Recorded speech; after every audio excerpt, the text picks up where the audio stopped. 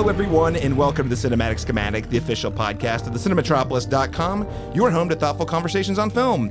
I'm your host, Caleb Masters, and today we are extra excited for the extreme conclusion of the X trilogy, MaXXXine. That's right, today we are reviewing Ty West's third entry in the accidental X trilogy, MaXXXine.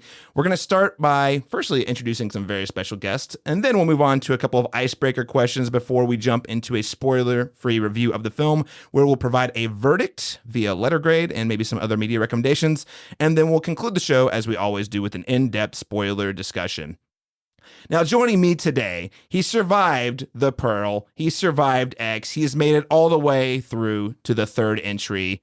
Laurent Chapman, my co-host, award-winning Oklahoma filmmaker. Welcome back to the show, sir. Thank you for having me, sir. It's a pleasure to be here. Listen, thanks for not crushing my balls over the years, man. I was. There's still time. There's still time. I wonder about this I worry about this every week. I have the stilettos, so it could still happen. Yeah, absolutely.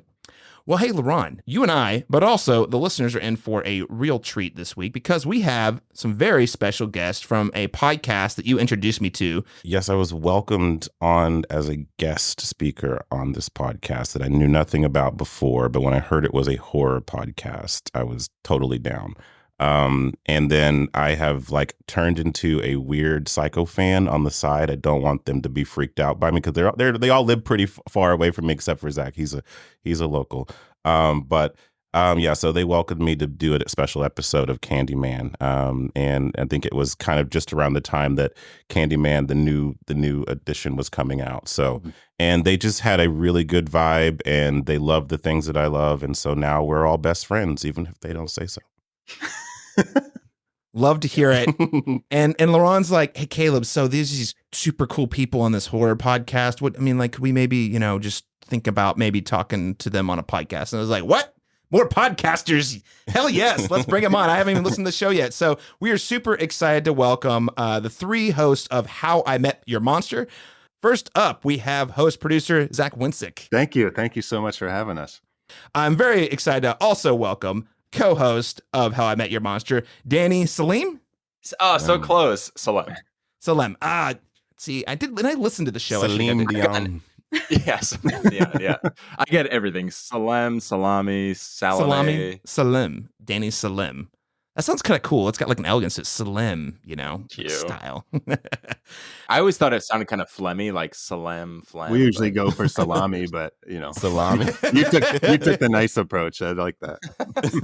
So yeah, it's the fancy Italian, not the cheap stuff you can buy from the store. You eating salami? No, it's Salemme. And last, but certainly not least, the other co-host of How I Met Your Monster, Casey Brewer. Casey, welcome to the show.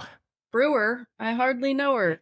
I did that one myself because my last name is easy. We needed a bit. Yeah. You had to wrangle these guys in with the last names. You're like, you guys, no one's going to get your last name. Yeah. Well, hey, we're super excited to have all three of you on. Like minds for horror movies. We try to do, I don't know, Laurent, probably 6 or 7 horror movies at some point throughout the year. And we were looking at the schedule, and MaXXXine was definitely the top of our list this year. So glad to hear that you guys were also very interested in MaXXXine. Oh, yeah, totally. Yeah. Well, listeners, before we do get to today's conversation, I just want to note that if you are listening and enjoying the show, you can let us know. If you like our special guests, firstly, you can go check out their show, How I Met Your Monster. We'll talk about more that a little bit more later. But also, you can go to our show, The Cinematic Schematic, on Apple Podcasts or Spotify, most notably, and leave us a rating and a review. We would love to get that sort of feedback to help us get discovered by more listeners just like you. And listen, we're over halfway through the year now. We're coming back from a little bit of a summer hiatus. I said I needed to get to 200. And I'm at 50. So got a long way to go, listeners. And I believe in We just you. got 3 more followers. Woo! All right. Way to put you on the spot, Laurent.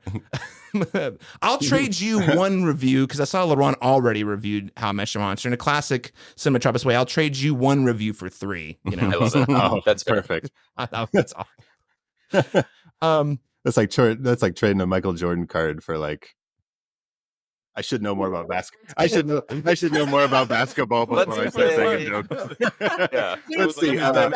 Let's see. That's trading a Michael Jordan card for a Yugi card. A Mookie Blue Eyes Blaylock. White Dragon?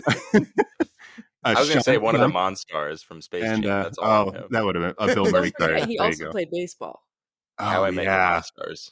there you go. You could have said anything sports related, and I would have just agreed with you because I wouldn't know the validity of it or not. Let's kick things off. We're going to be talking a lot about MaXXXine and horror films here in a minute, but I just wanted to learn a little bit more about How I Met Your Monster because I've listened to a couple of episodes of your show. LaRon said a lot about talked about you guys a lot. So I would love to just give us a little origin story for us. And I'll turn to you, Zach. I mean, you guys all live 3 different states. So Zach, you're here. You're the local-ish and here in Oklahoma. Mhm. Danny, I see you're in San Francisco, California, and Casey in Pittsburgh, Pennsylvania. Yet you all sort of found each other and you have this very almost like familiar friends hanging out sort of bond that really adds a lot of personality to your podcast. Definitely the type of thing we aspire to on our side as well. So I'd love to hear a little bit more about how you guys met and maybe what was the impetus or the idea and how did you find the idea for How I Met Your Monster concept? Yeah, so we actually were friends. We were all friends before we started doing this. So we didn't meet randomly on the internet, which would have been a cool story. But No, but I think so- it's pretty cool. I was just thinking that we've known each other for 18 fucking years. yeah. Oh wait, and we met when we were around 18. So that means we're like old now. Yeah. And I only know Casey through Zach. So Yeah, there was so- kind of a cool little way that we all sort of Yeah. intermingled. Go So ahead, Zach. Casey lives in Pittsburgh, Pennsylvania, but me and Casey both grew up about 2 hours north of Pittsburgh in Erie, Pennsylvania, in the Erie area. And so we met when we were like 18, 19 years old. And then I moved to Florida to go to film school. And that's where I met Danny. He was actually the first person at school that I met, like the first like stranger. I was like, well, I'll sit next to this guy, whatever. And so we hit it off. And then years passed. And me and Casey were friends. Me and Danny were friends. And me and Danny were like, hey, let's start this show. And then we did a few episodes. And I think the Candyman episode, LaRon, that you were on was actually the first episode that Casey was on as an official host. I went back and listened to it, and I heard that in the intro that you were Yeah. officially bringing her. That's really cool that I was there for that moment. Totally. Yeah. She was like a guest like 2 times. And then we were just like, hey, do you want to come be a host? Because we have like this, like a, it's kind of like the 3-person team of a show is kind of cool. But the idea for the show came when I was watching the best Texas Chainsaw Massacre movie. And I will say it again, the best Texas Chainsaw Massacre movie, The Next Generation. With Matthew McConaughey. Logically, yeah. You may think I'm joking, but I love that movie so much. It's a great movie until that ending just always throws me. But I will. But we were watching it, and it was like by that movie, you're in the 4th movie of a franchise, and Leatherface, in the original Texas Chainsaw Massacre, he comes on in like this grand form. The door swings open, or no, the door is open, but he gets hit with a hammer. It's like everyone knows the big reveal of Leatherface in Texas Chainsaw Massacre. But by the time you get to the 4th movie, he literally just like silently comes onto the screen behind a character. And he's just like, the whole point of the scene is like supposed to be quiet. And so he just kind of is like there, and he's like playing with her hair a little bit. And she's like batting it away like a fly.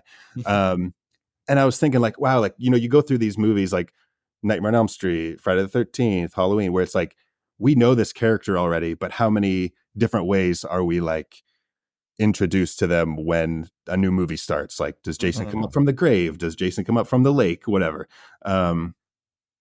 And it may be surprising that I know nothing about the show How I Met Your Mother, except that the name kind of is interchangeable with Monster. So, and it worked with my concept. So that's how the show kind of came together. And then, here we are. We're like at episode, I think we've got like 110 episodes under our belt or something like that. So You hit 100. That's a huge milestone. I just, firstly, congratulations. Yeah. And you guys doing podcasts, you probably, when you talk to other podcasters, aspiring podcasters, there's like some stat out there that like most podcasts don't make it past episode 3. Like they start doing it and they're like, oh, or they do like 10 and they're like, oh, this is a lot of work. Actually, maybe I don't want to do it. But totally. You guys hit 100 is a massive milestone. Yeah, so congratulations and Thank keep you. it up. 100 more.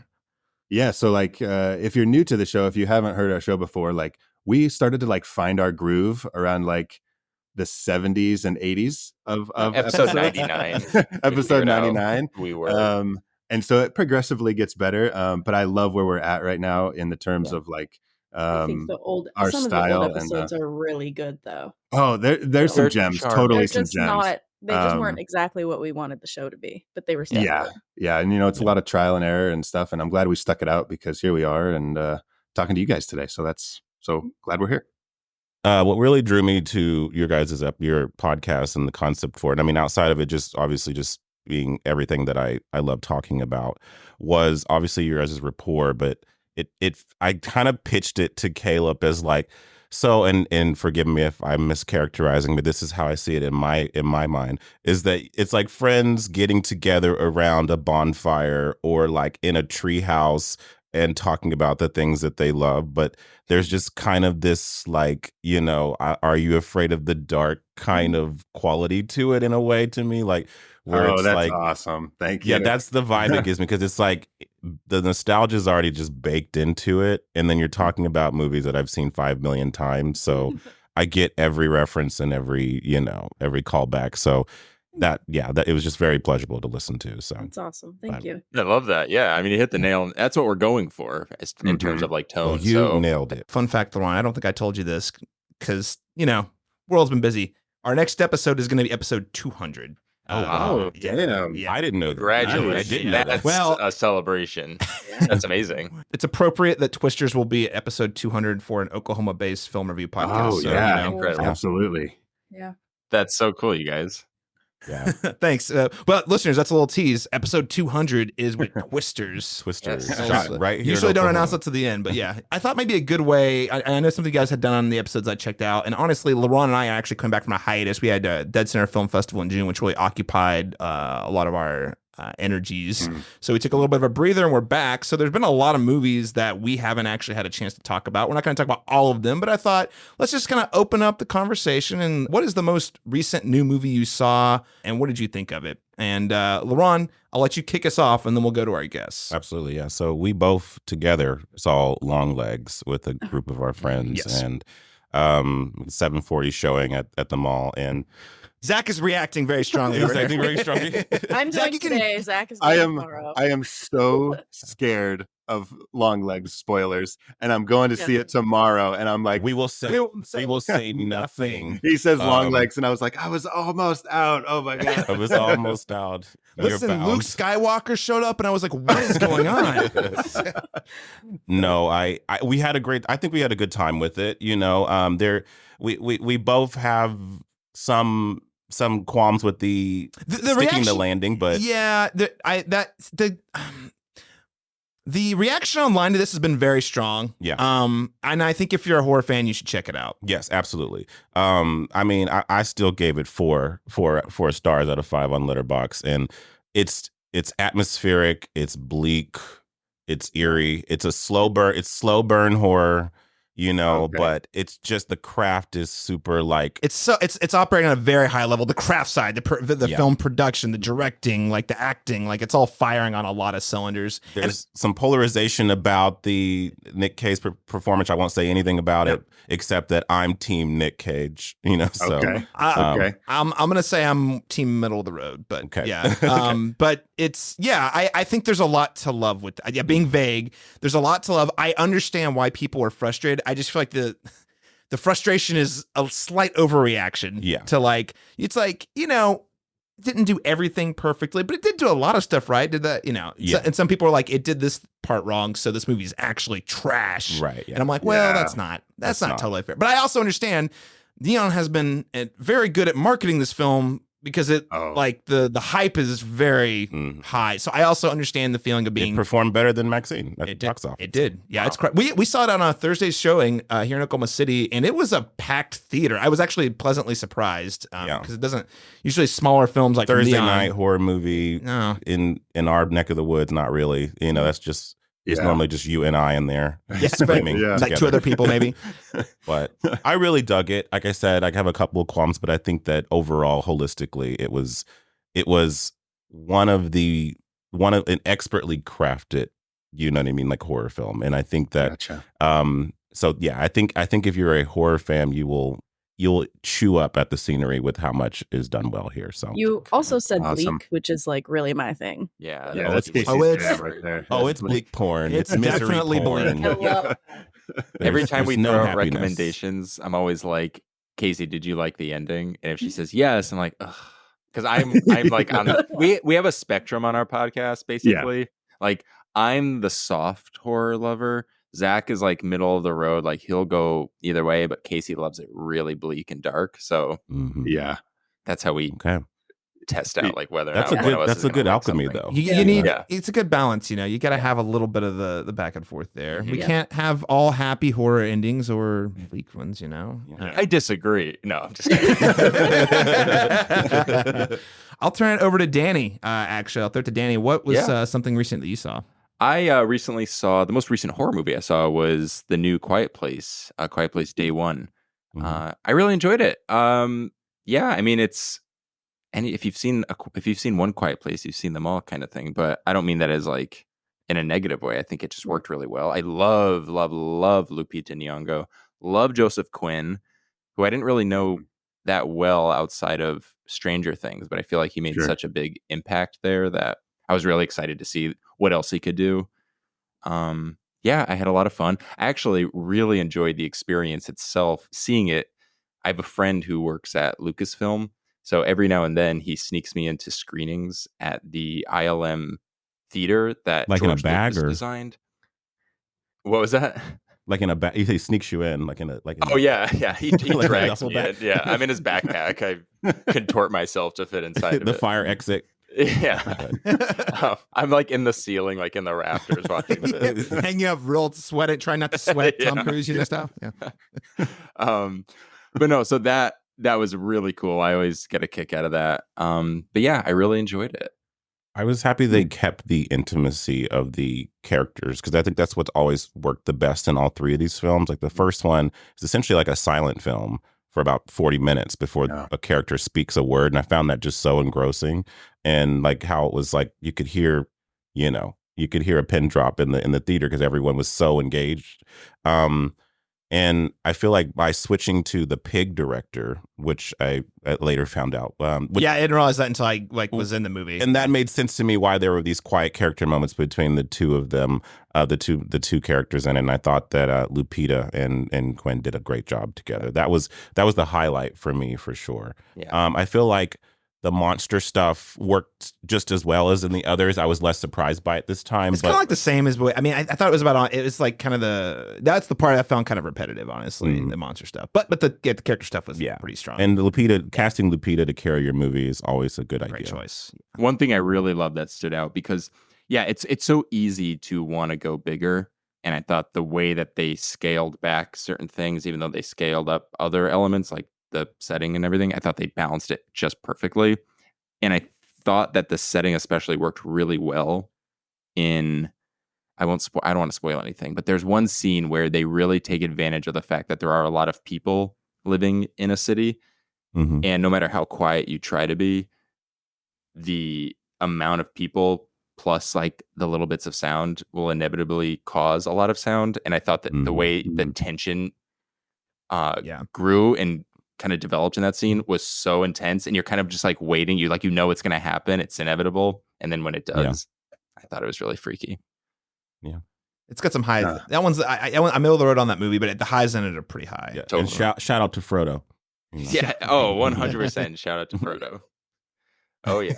Oh no, Oh, you brought Frodo it up. cat. You brought up Lord of the Rings. Oh my god. Best cat acting. Although that cat. Okay, that's where actually, The Lauren, why did you bring it up? Yeah.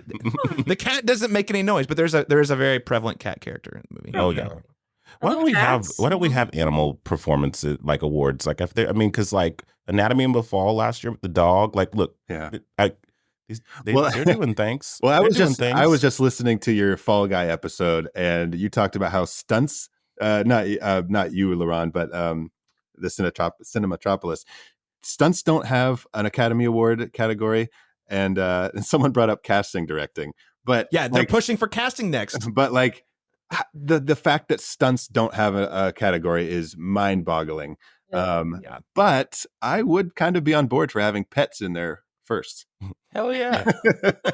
And you I can actually mix it think- like pet handling, the Yeah. pet itself. A Yeah. pet handler category. That's right. Well, and here's the thing, guys. Listen, we all know. And listen, the Academy is constantly struggling to be culturally relevant. Not Yeah. trying to be There are mean a to lot them, of but that's people just, who love but the ratings. cats and But I'm just dogs. saying, yeah. Think of all the cats and dog memes you would get out of Yeah. of an Oscar Totally. run. And you could just You know, broadcast no it on one would hate YouTube, it. and it'd be great.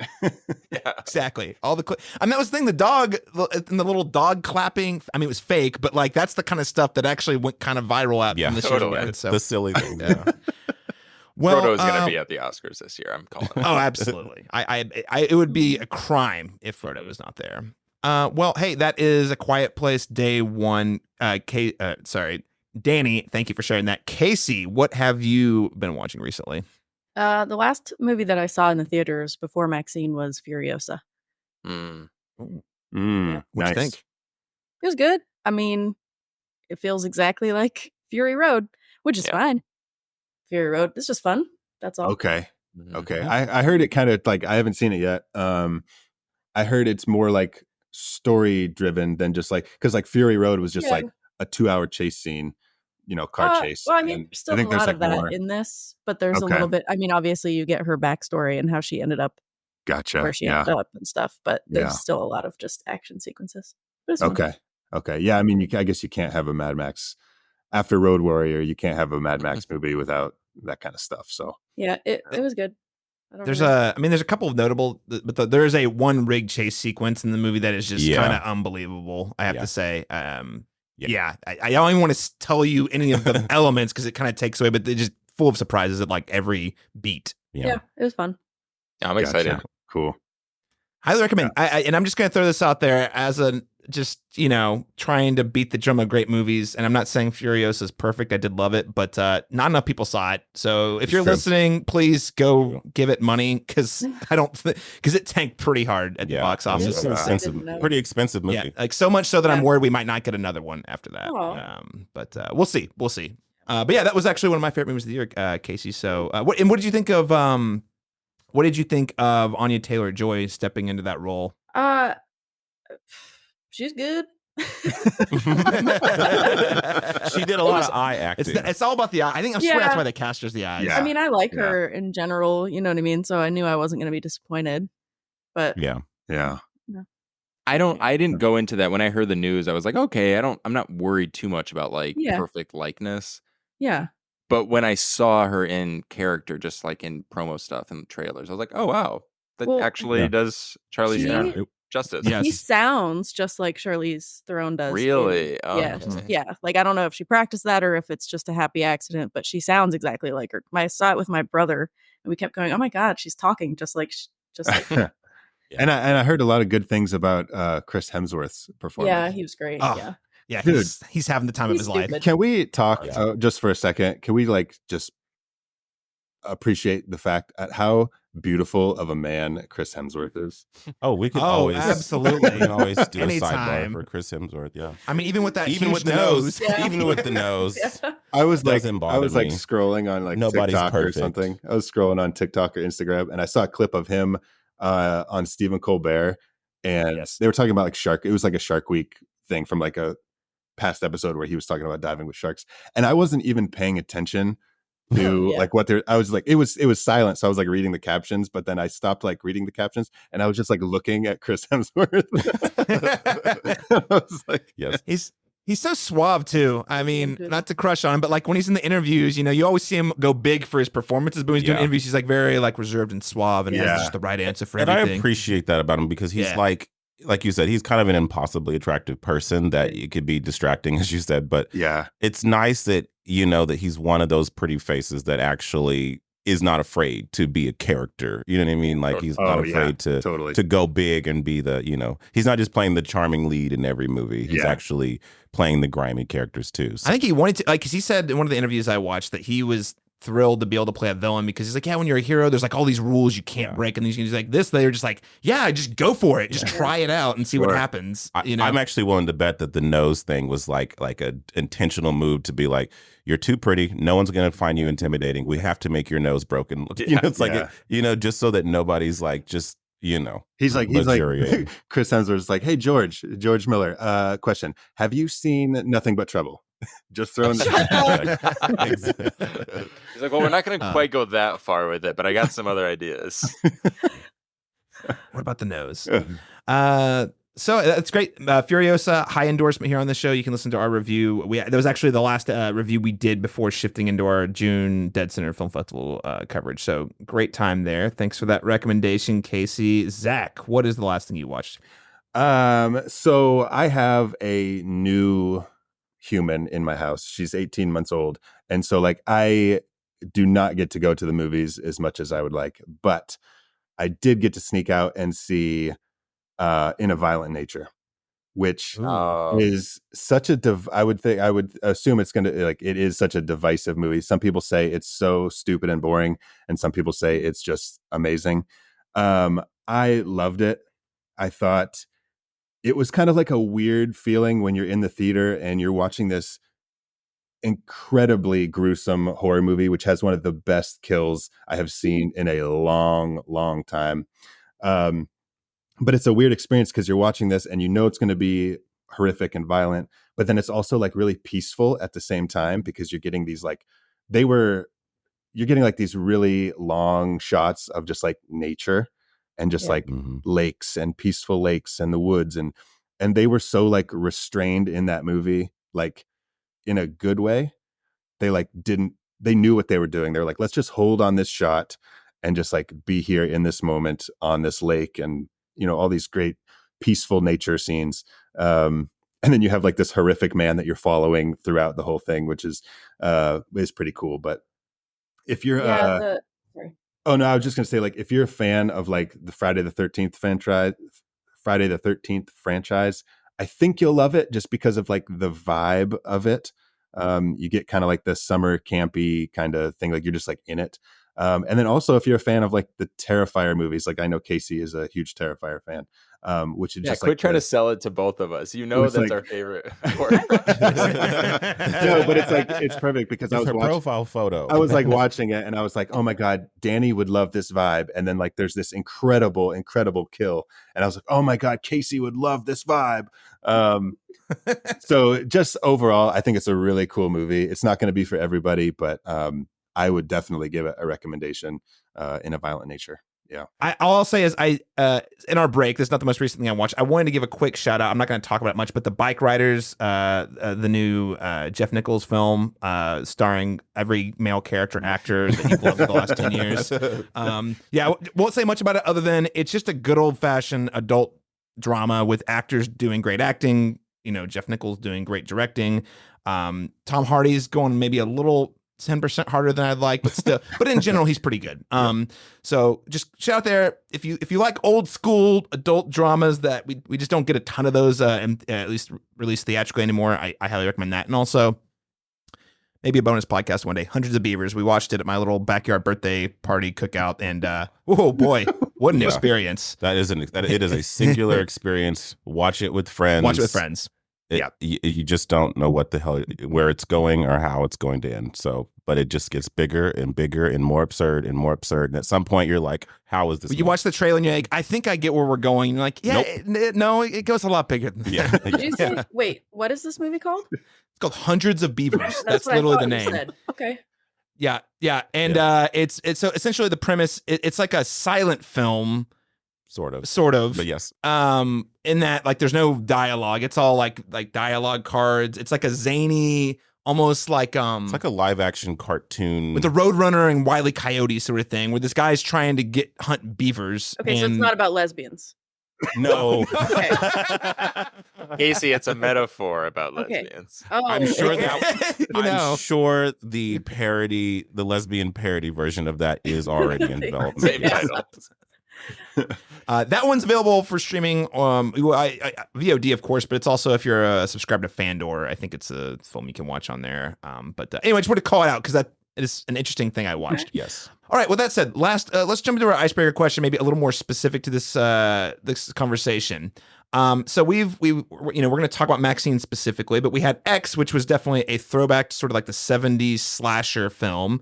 We had Pearl. I don't even know what I would categorize it genre-wise, but it's definitely got a lot of the Technicolor. We're moving into the era of sound elements to it. A very unique film. And then we have MaXXXine, which is definitely like an homage to like the Italian horror films of the 80s. So if we are going to pitch, we don't know, there could still be a fourth X movie. We'll see. We're not sure. We haven't heard anything announced officially yet. But let's say we're going to write our own fourth X movie. What decade would you set it in? What is the horror subgenre? And what is one supporting cast member for the fourth entry? And Laurent, I'll turn it to you to start us off. So I love Scream. So it's going to be 90s for sure. It's also the era that I'm just most familiar with. I'm going to go with found footage.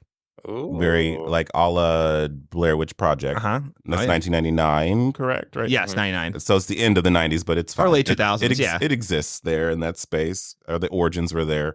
And then I really loved Elizabeth Debicki in MaXXXine. So I think most of the characters in the previous entries didn't make it. I don't know if that's a spoiler. That's fine. We'll see. Yeah, we're not talking about MaXXXine here. We don't know who lives or dies in this one. But hypothetically, if Elizabeth Debicki did survive, yes, hypothetically, if she survives, would love to bring her into the fold. I thought she was one of the strongest supporting characters in MaXXXine. I really loved all of her scenes. So, and it would make sense because she's the director. That like she's probably trying to find a new thing to pivot to. She's already making a horror film, Puritan 2. So I feel like that seems like a natural fix, and then maybe some spooky shenanigans happens, in the process of making that film. Okay, I love that. Found footage is perfect, and I would love to see MaXXXine really lean into that, just radically different from all the previous films. That's a great choice. All right, Zach, I'm going to turn it back to you. What is your choice here? Okay. I'm going with Elizabeth Debicki as well, which she was so familiar to me in this movie, but like I looked up her IMDb and I haven't seen anything else that she was in. But I was like, she's got like a face that hot. She is hot. Yes. But I was like, where? I've seen her before, and I don't know. But anyways, she was good. I'm gonna go 90s as well because that's just like the general progression of this story. We were in the 70s with X, 80s with MaXXXine. We'll go to the 90s, and then so in MaXXXine, they're making the Puritan 2, right? It's like this religious horror movie. I'm gonna go in the 90s, and the subgenre is gonna be. I don't know what the name of this subgenre is, but when I was a kid, pre-pubescent me or pubescent me, I don't know, in the video store, there was always these like pubes, no pubes. We don't know. Maybe I had pubes. I don't know. There was like all these like sexy kind of like horror movies that were like direct to video, and they were like kind of cheaper. I like witchcraft. There was like 10 witchcraft movies, right? So I would set my fourth installment of this trilogy, this saga, in like a sexy witchcraft kind of thing, where Elizabeth Debicki, whether she lives or dies in this movie, we don't know yet. Her career, maybe takes a dive, but she is already in this world of like the Puritans, so she knows about like witchcraft and stuff, and so she kind of uses like witchcraft to get her career or the careers of others back on track, and shit goes haywire. But like with X, you have all the porn stuff, and it's like very sexy and all this stuff, and so you could kind of keep that thread going into this 90s thing with like I don't know, they were kind of like softcore porn horror movies, erotic thrillers. There you go, erotic thriller, but like not so much like Cinemax. When I think erotic thriller, I think like maybe like Taking Lives. Wasn't that one where like Angelina Jolie is like kind of like sexy on the cover? But this was like a little bit a step further. These movies were like a little step further. So like 13-year-old me was like, oh, can I get away with renting these horror movies at the video store? You know what I mean? See some boobies? Because I'm pretty sure I had pubes at the time. But that's where at least one. At least one thing was that you had pubes. I'm glad they came in. That's what they asked you at the checkout counter. They're like, "Do you have pubes?" Then yes, okay. I'm like, there's two. Under one condition can you rent this movie. Pube check. So yeah, that's what I would do. That's what I would do. I dig it. All right. I love that. That is, yeah, the witchcraft subgenre. Because that Mhm. was really big for a hot, I mean, like, so you have to think you had in like the 90s. Craft, you had well, yeah, that's 90s. Well, I'm yeah. thinking about, like, you know, when Sabrina the Teenage Witch, like, witches were just really hot in the 90s, Mhm. you Yeah. know? But Yeah. They're coming back, man. The witches are coming back. yeah, all about it. Let's go witchcraft. Hey, Casey, what's your pick? Oh, I'm not Speaking creative. of witchcraft. Casey, not do you want to creative. share yours with me? Yeah, I'm not creative. I just want to see the Puritan too. I don't know. Yeah. Oh. Yeah, there you go. I mean, I do want to see the movie that they were making. It Yeah, looks That's fun. fun, It like looked a like it meta did, kind yeah. of like we're Yeah. like in the movie. That's Yeah. Well, that's like a That's what Scream I- thing. You know, you get like the stab movies. Totally. It's like they're Yeah, making see, them. look, my idea's great. Yeah. Casey, did you have the best idea of all? I might have. I think you did. Just watch the movie that's already within the movie. Yeah. Totally. I think it's good. It's very meta. Yeah, we should do it. All right. Well, in that case, Danny, I don't know how you're going to top that. Okay, Puritan 2. so mine's a little He's a different. writer, so No, I wrote too much. So I'm like going through my notes and I'm Wrote too trying to like much. sift out. I got way too excited about this. So I was thinking, I feel like MaXXXine's story is complete. Maybe not. I don't know. Yeah. So I would bring it back to Pearl.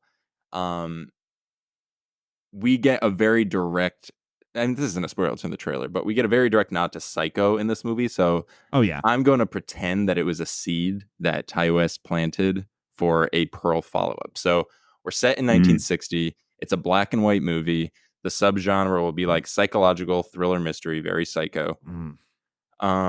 Yeah. So, oh yeah. Also, Pearl and Howard's house is basically going to be like this movie's version of the Bates Motel. And I'm thinking maybe we get a character similar to Psycho who needs a place to stay after committing a crime, only to realize that her crimes like pale in comparison to Pearl and Howard, which that's like the story of the movie. So it, like as it develops, we find that out, and it's like her versus them. So it's basically Psycho, but Norman Bates is a married couple. And then I feel like the movie's Janet Leigh has to be like Janet Leigh inspired character needs to be someone who Pearl views as a threat, similar to her victims in X and in Pearl. So in Pearl, she kills people who are standing in her way. In X, she's killing people who she resents out of jealousy. And then in this one, she's going to be killing people who are kind of like a reflection of who she could kind of still become, like this beautiful criminal on the road to stardom. So she like can't let this woman live. So that's the story. I would cast either, I think it's Caitlin Dever. She was in Dope Sick. Oh, yeah, yeah. And No One Will Save You. Oh, yeah. Or we She's go great. crazy and have Mia Goth play both roles. So they're literally marrying each other. Like, Yeah. we've come full circle now. So Mia's just playing everyone. So You that's guys. that's my pitch for a You guys, sequel prequel. Danny's Is it good. time for the How I Danny's Met Your good. Mother Danny. show? I think it's good. 'Cause I actually think there is a huge opportunity there, because the question I have at the end of Pearl, especially after rewatching it this last week, was or the week before I saw MaXXXine, was, is Howard on board with, like, you see his reaction at the end of Pearl and he's like aghast, and then we jump to X and it's like apparently he's just on board with the murder. Yeah, and- this would be the bridge between that. This would Yeah. like Well, he's explain probably kind of that. scared of her. Totally. Yeah, That's also true. Yeah. But Yeah, you I mean, could lean he's- into the Norman Bates thing where Norman Yes. maybe is kind of doing it because of this influence that this other character has over him. So maybe there's something there. I don't know. yeah. So I'm going to go the meta route myself, and also poke fun of one of my least favorite horror movies of recent memory. So we're actually going to jump to the 2020s, okay? Okay. Ooh. And they are making a movie about MaXXXine, Oh. the story of MaXXXine. So in this one, though, what we have is the Russell Crowe will play a prominent role as a religious figurehead who might or might not do exorcisms, is what I'm getting at. Russell Crowe will come in, and but it's a movie within a movie. So MaXXXine herself is actually trying to direct the film, right? And it's constantly shenanigans are going wrong. And again, Russell Crowe is kind of the big guest star. He's apparently doing lots of exorcism movies now. That's just what he does. The Pope's Exorcist. The Exorcist. The Exorcism. It's like, really? And so in this one, we're gonna You're an riff. Oscar winner. We're What's gonna going on? we're gonna Yeah, riff on him. yeah. He's gonna make fun of himself the whole. Like that's gonna be the joke. And she's basically gonna be trying to get to this like the core of like what's going wrong with this movie. I was a star. I now want to immortalize myself through this story about how I became a star, right? And then, there might or might not be some supernatural demonic shenanigans. We haven't gotten there yet. But I'm wanting to lean into, this is actually a riff on The Exorcist Believer or whatever it was, the one that came out last year. Yeah, that was very bad. I want it to be a movie about the making of that movie, except for instead of The Exorcist, it's MaXXXine. It's MaXXXine. I love it. Gotcha. I love it. A little new nightmare Wait. action too. Is it? Well, I don't want to step on your toes. Do you have a title for this? Oh no! Is it going to be called just Exorcist? Exorcist with just the X. Yeah. Or X? Or maybe Exorcist? a really small E and then a big X. Totally.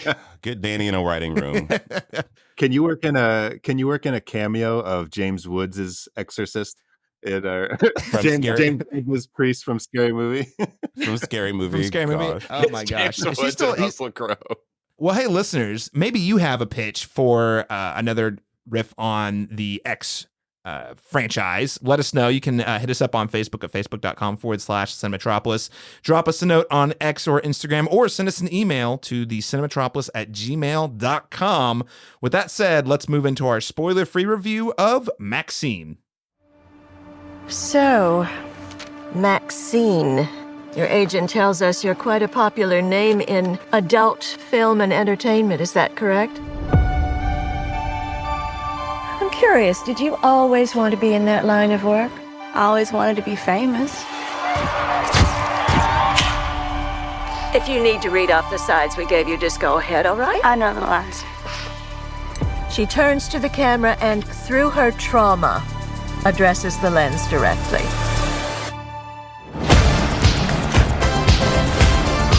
Name 5 celebrities who got their start in horror movies. Jamie Lee Curtis, John Travolta, Demi Moore, Brooke Shields, and MaXXXine fucking minx. According to IMDb, MaXXXine is described as in 1980s Hollywood, adult film star and aspiring actress MaXXXine fucking minx. It doesn't say the F word in that. I'm just adding it for, for It's clarification. implied. Yeah.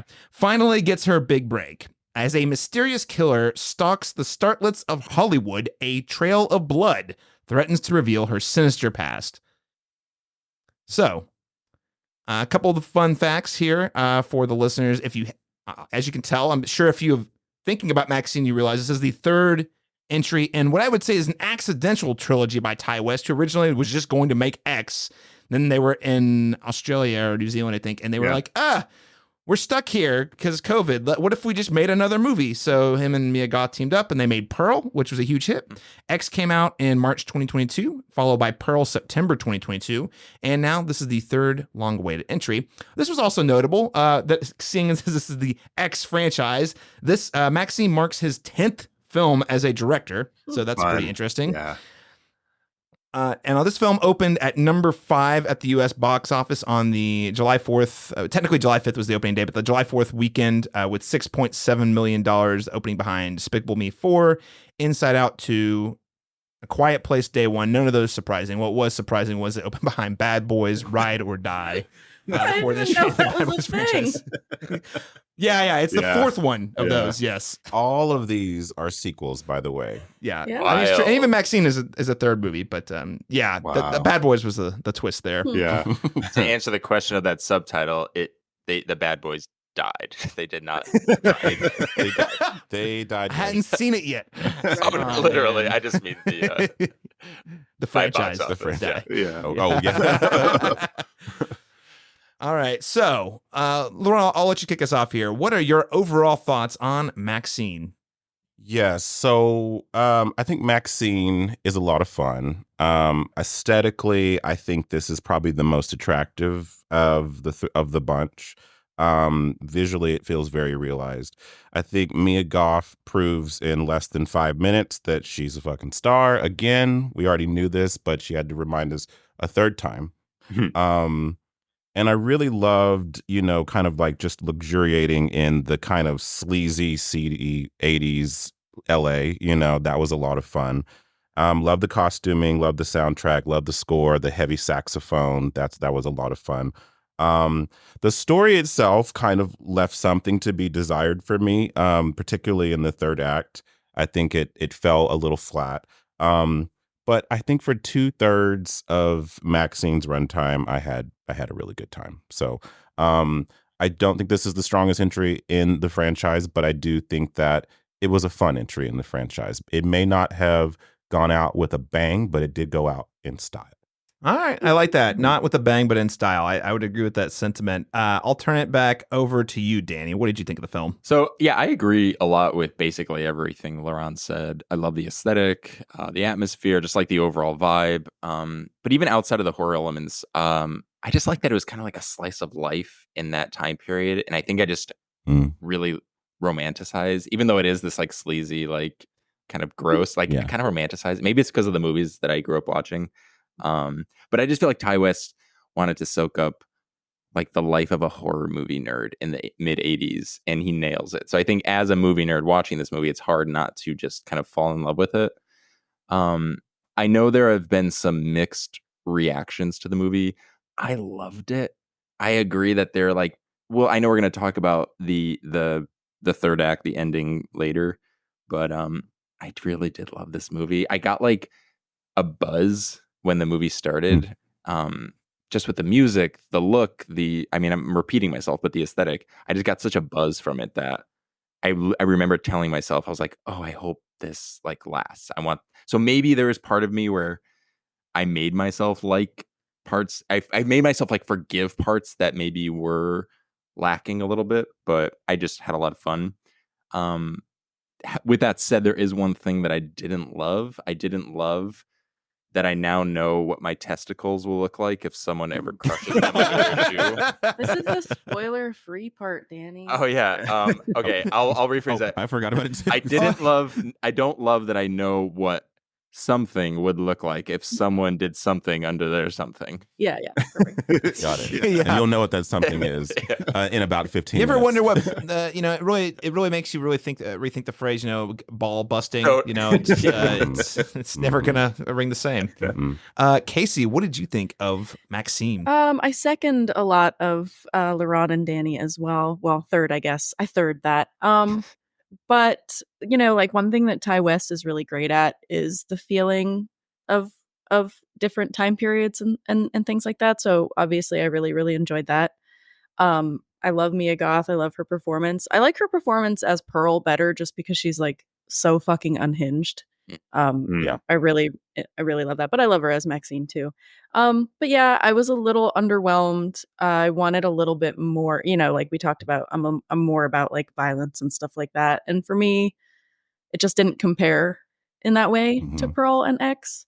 So I was just a little bit let down, and the third act too. I thought the story was lacking a little bit, but overall I liked it. I'm not upset that I watched it. That's for sure. Yeah, but the story overall. So definitely the third act. It sounds like, but also just in general, you were pretty underwhelmed with the story. Yeah, I just felt like I don't know. They kind of didn't. I don't know. Danny should have written it. I'm just kidding. But no, Danny should have wrote all these movies. Yeah. No, I felt like MaXXXine. I mean, and I knew going into that everyone who loved Pearl. Yeah. It's like, oh, we really love Mia Goth, but people, I think, kind of forgot that MaXXXine is not Pearl. Yeah, right. Like she's not. Well, I mean, the character specifically, right. She's not Pearl, right? And so she's a completely different person. And really, if you go back and watch X, even though she's technically the lead in that, I really feel like that's more like an ensemble piece. Yeah. And the obviously the antagonist is Pearl, and then we get a whole like just buffet of the character of Pearl in Pearl. Yeah. And so then falling back on MaXXXine, it's like still a great performance, but I feel like the character itself wasn't given nearly as much to chew on as Pearl was. MaXXXine is just inherently, in my opinion, and I'm not even it's not even knocking the film. I just think inherently MaXXXine as a character is not nearly as compelling as Pearl is. She's not. I mean, she's just a woman who's trying to be an actress. And I think why I gravitated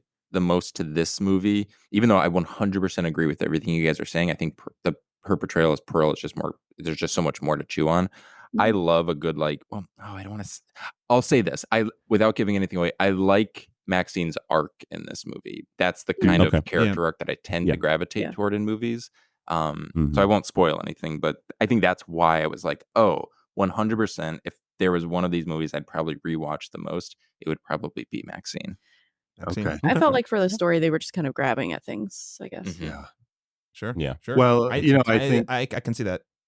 Oh, sorry. Go ahead. Go ahead, Zach. No. Go ahead, Zach. Well, no, like you were talking about like Pearl and Maxine being different characters. I think part of it, which was so cool, was that they did make did make X and Pearl back to back because of, I heard Ty West, after I watched Maxine, I listened to Ty West on the IndieWire podcast. And he was talking about like, hey, we built this set for X because they did go to New Zealand, but it's set in Houston. So like we built this set to look like Texas. I have this other idea. This is COVID times. Like we're not getting movies made. It's so hard to get movies. We already have this set. Let's make this other movie. And A24 was like, let's just see how X does and we'll go from there. And he's like, you're not going to come back and build this set. Like it's going to be too expensive. It's never going to happen. So like, please just let us do this while we're here. So they did, but which gave us X, I think you said in March or May of 2022. March. And then you get Pearl like just later that year in like September or something, which was really cool. But also that might have hurt it because it like is so close together and with Mia Goth playing like all the characters, it's kind of like, you do kind of get them jumbled a little bit of like Pearl, Pearl if you're and really Maxine. in on the concept to really like appreciate it. Totally. So like it's really cool at the same at one point, but on the other hand, I feel like it might have hurt it a little bit. I don't know where I jumped in at, but I think the legacy of this franchise is gonna really hold up. I think Yeah, I think so. I think so watch too. these It's still a Ameri- very strong trilogy. Yeah, Well, I mean, it's overall. like there's some people who don't like Return of the Jedi, but like, look, Star Wars is still like an iconic film trilogy, right? Right, no matter what. Or even yeah. Scream 3, but not everyone loves that one, but people love the original trilogy and exactly. especially the franchise. Yeah. Well, Zach, what did you think about it overall? Man, it's hard to follow a LaRon movie review. I have to say, like, I love your reviews. Like, you're so articulate, and it's just sorry to put you on the spot, but like your reviews follow are, LaRon on Letterboxd. Your as soon reviews as are you really guys- good. Seriously. You guys are so sweet. Thank you. But yeah, I enjoyed it for the most part. I was a bit underwhelmed with the third act. I loved the performances. Maxine or Mia Goth was great. Kevin Bacon was the standout for me. He did so good, so sleazy. It was like, they pitched it as like a Jiallo kind of throwback. I wanted more of that. There seemed to be like a little bit, but then it kind of petered out in the second half of it and the third. Yeah. They didn't go big enough there. I agree. I don't think it was like, I wanted to see more like layers like X had. Like X explored like so many different themes of like aging and relationships and fame and all this stuff. And there was like, we kind of discovered a lot of this through our episode on X, on How I Met Your Monster, where it's like, there's lots of meta things that kind of happen that aren't really like in your face meta, but, like they talk about the movie changing halfway through, and they're like, movies don't just change halfway through, and I'm referring to X, but then X does kind of change halfway through, and there's so many cool things, and I wanted to see more of that. But like how you brought this up, how it was kind of like an accidental trilogy, where it just kind of like, oh, we have this idea and let's keep building on it. I feel like X was like the strongest entry that had all these things, and then they kind of just were like making up the rest. I mean, literally, they were making up the rest as they go. But I think you kind of get what I'm going for here, where it's like they're just not as strong as that first one. So I wanted to see more like different layers to Maxine that I didn't really get, and I was really looking forward to that Jiallo element that was left a bit to be desired. But overall, I enjoyed it. But did I love it? No. Would Zach, I watch that kind it of again? reminds me. Oh, I good. didn't mean to cut you off. I'm sorry. I was going to say, would I watch it again? Probably. And, hopefully like Danny with like our X episode, I apologize if this is where you were going, but like you went into our episode not really loving X, but then by the time we were done talking about it, you were like, oh, this movie is really fucking good. Because Zach and I love that movie. Because we love it. And so I'm kind of hoping as we talk about Maxine that I might like pick up on things that I'm like, oh, I didn't realize that. And hopefully I'll love it a little bit by the end of this, but I think a second watch, I'd probably like it more just knowing what to expect. Because sometimes, when your expectations are let down a little bit, it's hard the first time. Expectations. But then the second time, you're like, you know what is going to happen, and you can kind of enjoy the rest of the movie for what it is. Yeah. I mean, I think that's that's really the thing I want to add in my review is I had a great time with it. I think I think everything that ever has been said I actually agree with on varying degrees. I think the expectations is probably what made this one land a little more of a thud, because X was it was a great Ty West film, arguably his best film, or at least in that conversation, I would say. Yeah. And then we get Pearl, which a lot of people think that's the best one. Like Elevate. I mean, personally, I do. Yeah. We'll talk about it. But I get it. But I'm saying like it had the momentum kept going forward for this series. And then when they teased MaXXXine as, it's going to be set in sleazy Hollywood, 1980s with a Jiallo horror inspiration, Italian, Suspiria, Dario Argento type influences, you're like, oh, sign me up. Mm-hmm. And what we get is that just, I think, Zach, to your point though, and I have to rewatch to be sure, I don't know how many layers there really are to this film. It doesn't seem like there's a lot for me either. But and even though the style doesn't go all the way, I think I just love how stylish it is. Mm-hmm. And I love that they got Kevin Bacon, Elizabeth Debicki, Giancarlo Esposito, Michelle Monaghan, all these really tremendous actors and these character like playing like kind of character actor type roles, but they're movie stars, so they ham it up, all of them. Yeah. And it just makes it so much fun to watch, which is why I think I do tend to gravitate towards what you were saying, Dan, is I think this is probably the one I'm most likely to just turn on and rewatch for fun. Even though I think the third act, because it's more of a vibe, it's more of a mood piece than it is like in the other ones, where I would say that like Pearl is more of a character study, 100%. And then like X is like a pretty traditional 70s slasher, and it's just like, what's your brand of that's the nice thing that you prefer, That's the nice thing about this trilogy is they really are all offering something fundamentally different and distinct, and it's really about like what pick your poison, or pick you have a buffet, which thing do you want to eat today? Like I think all of them have something unique to offer. This one I feel like if we're going to continue the food analogy, is the most digestible, in that it's like I just need something light, easy, fun. I know it's going to be a good time. I could show it to people who aren't really big horror aficionados, and I think they will probably appreciate like the aesthetic of it. Without necessarily needing to understand the nuances of the homages. I think it's trying to pay homage to. I went on a first date yesterday, and he had to go with me to watch it because I had to see it, and he ended up liking it a lot, but he had never seen Pearl or X. Oh, okay. So it works. That's a good perspective. That's great. Yeah. But real quick, to Casey's point about how Ty West can make a movie that like feels like you're in that decade, it didn't hit for me on this one. Like X feels very much like a 70s slasher, like it was made in the 70s. House of the Devil, very much like an 80s movie, if you've seen that one. If you gave it to someone, you wouldn't even know that it was made in the 2000s. No, the first time I saw it, I legitimately thought it was an 80s movie. Yeah, like he has such a great way of doing that. And on this, I felt like they went too far into like stuff that was like quote unquote 80s, instead of like being there, like things would have just been what they were. But even like with the titles, like the opening credits were all like neon and kind of like I love pink. Like it was cool. It was very stylistic, but I feel like not all the movies in the 80s were like that. They just had like text. It wasn't authentically 80s. It's how we look back at the 80s. Yeah. Exactly. Like a modern lens the pastiche version of the 80s, It's like, oh, this is how we remember it. It's not real, but Totally. I think the one thing I want to say too that hasn't been said yet, and I understand why, because we're trying to avoid spoilers, but what I will say is related to the third act, I really like Ty West as a director. I'm really into the stuff he's into. You mentioned House of the Devil. You mentioned the Satanic Panic. These are things, you even see like with The Sacrament, another movie about cults. He has a deep fascination with cults, organized religion, like all of these things. Yeah. And, what was interesting to me about X and MaXXXine was he wasn't necessarily talking about those things, really. He was doing something a little different.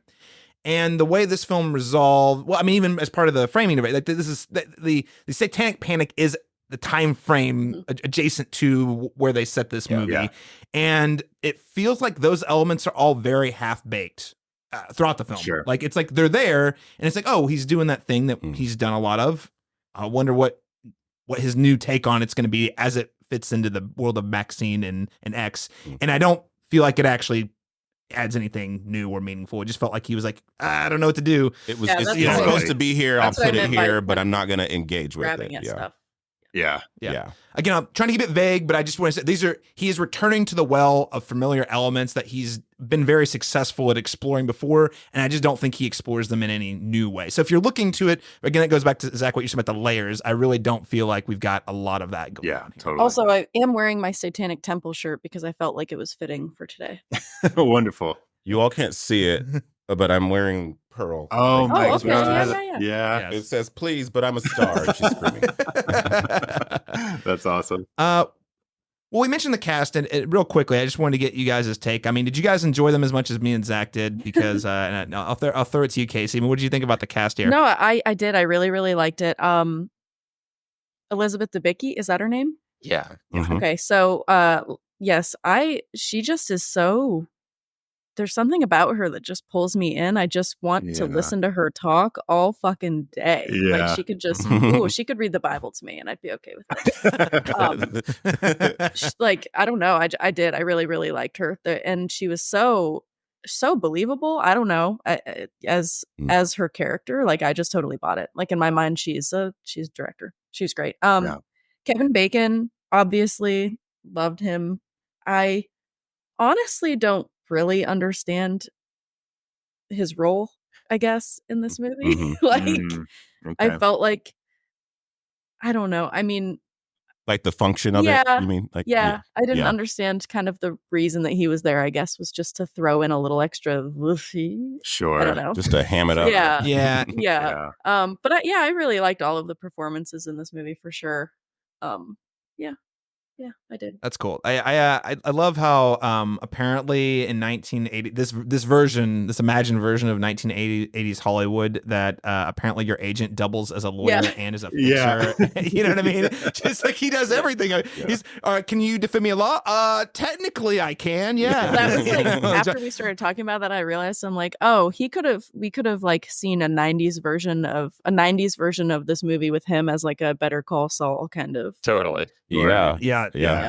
Giancarlo Esposito, man, that guy can do no Yeah. wrong. He's on fire here. And then not a lot of scenes, but man, he makes an impact Yeah, with he this does. scene. Totally. Yes. Yeah. Yeah, he's fun. Yeah, Danny, what do you think of the cast? So I mean, I love the cast. I second everything Casey said. I like it because I think the cast kind of matches the setting. You know, we're moving to Hollywood, so everything should feel bigger.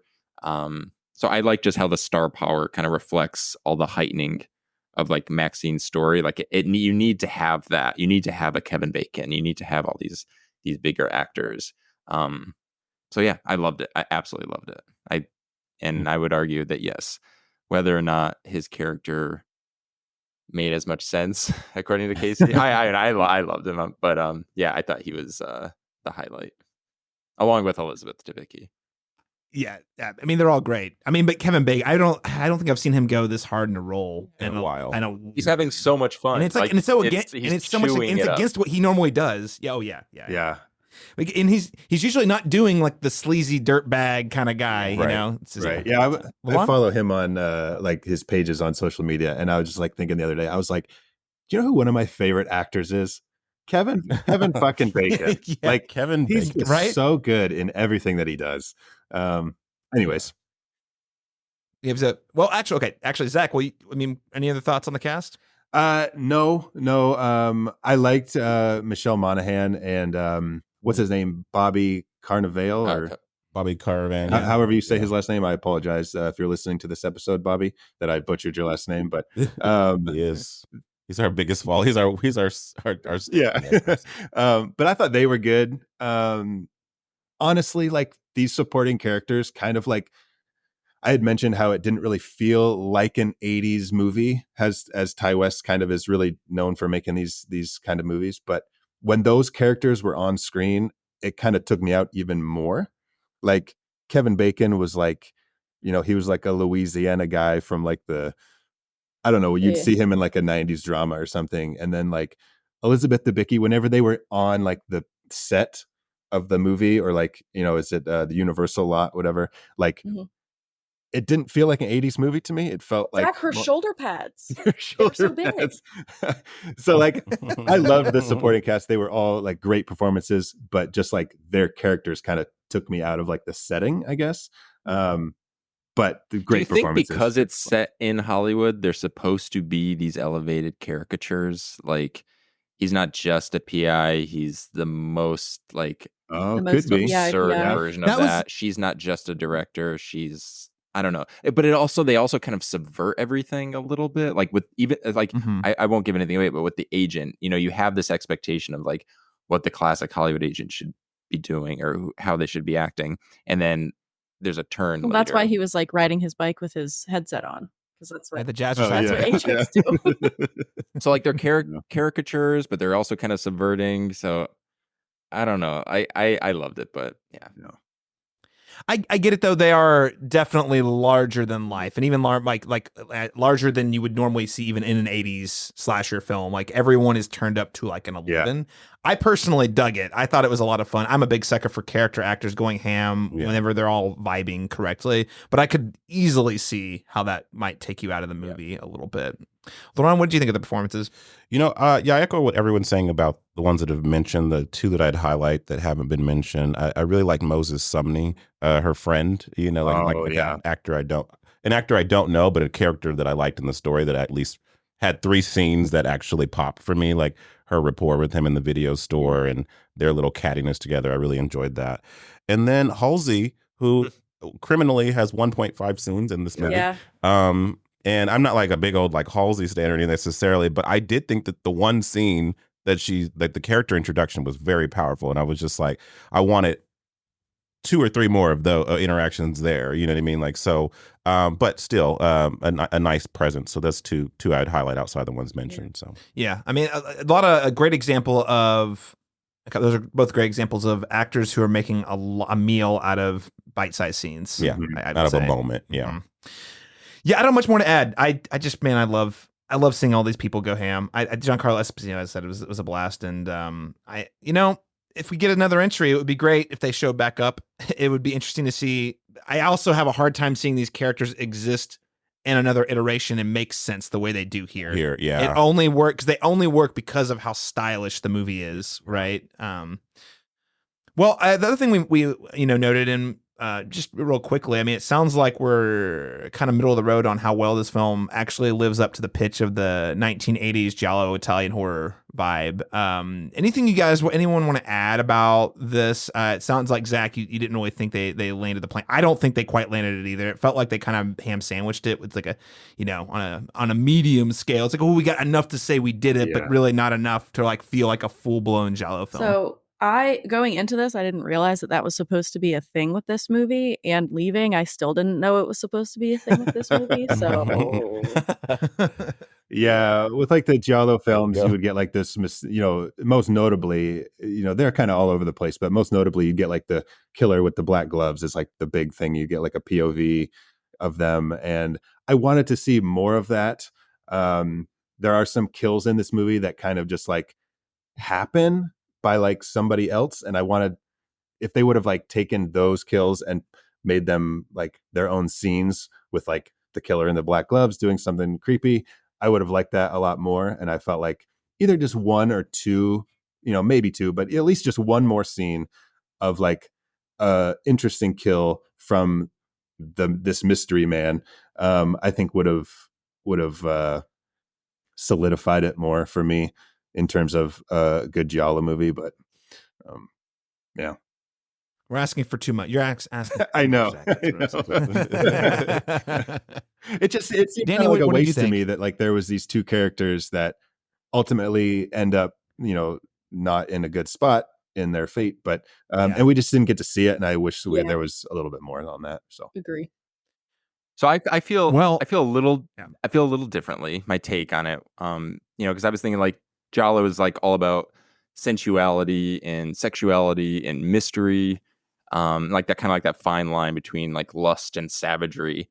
And MaXXXine kind of handles both, I thought, really well with like the sensuality, the sex, and then that idea of mystery. and discovery. And MaXXXine, the movie, is like all about discovery. You know, you have like discovering the identity of the killer, Hollywood discovering MaXXXine as a star, MaXXXine discovering her identity and self-worth. And then you set that against this kind of like backdrop of sex work and people who prey on the profession of sex work and kind of exploit it as something sinful. So like there's that dichotomy between sex and sadism. So I thought the homage to like Jiallo was kind of perfect for this movie, but I also may have just like read way too deeply into it. So I mean, I may have been looking for it, you know. I like tried to find it because I did love this movie, so maybe I'm reading into it a little too much. Well, no, and it is doing things. I would say so. I think like, and I think it's like just a matter of like how well do those things work for you personally, or is that what you personally gravitate towards out of Jiallo films? You know, there were some things in there I like too, like the little during the murder sequences, you did get the cool little music, which I feel like it makes it more like you know, the murder is more spectacular and almost like magical is not the right word, but there's like a dreamlike quality to the murderers that I think that this film does pretty well. That was probably my favorite part in terms of like the stylish touches. Laurent, what did you think? Yeah, I mean, I started kind of tick marking the things that I'm like, what's in Jiallo films that I've seen, and what's, you know, what makes the most sense. Like the eroticism, you know, there's obviously like we mentioned, the leather gloved killer that's stalking beautiful women. I kind of feel like the way I normally describe Jiallo to people is kind of like it's like the Italian equivalent of film noir with elements of horror and kind of, you know, and elements of sexuality in it. And all those things are there. And I think some certain aspects of those things work really well, and then certain things just kind of float there. And that's kind of how I saw it. So it kind of felt like diet Jiallo.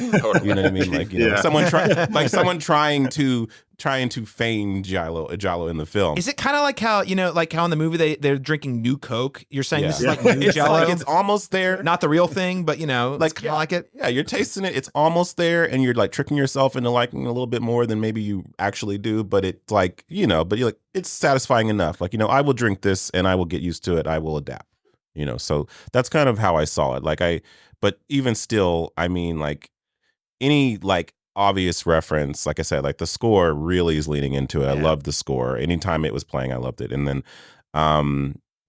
but yeah, I think it's just that when I think of my favorite Jiallo film, it's just amped up to 125, you know, and I feel like here it's just, you know, it's at a medium volume. It's not cranked all the way up, but it's there, you know, it's present. Yeah. So I don't have much more to add. Like I said, I tend to like vibe with you, Laurent, on this, where it's like diet Jiallo. It's like, okay, it's got enough here that I'm into it, and I love the touches. I love that it's there. But also, I think we said it in the review portion. By the last act of this movie, it's all gone. Like they've pretty much completely dropped any attempt at doing that type, and that's a little disappointing. I think just because it's almost like they use it as a hook so that they could get us invested, only to then transition to a much more conventional horror movie by the end.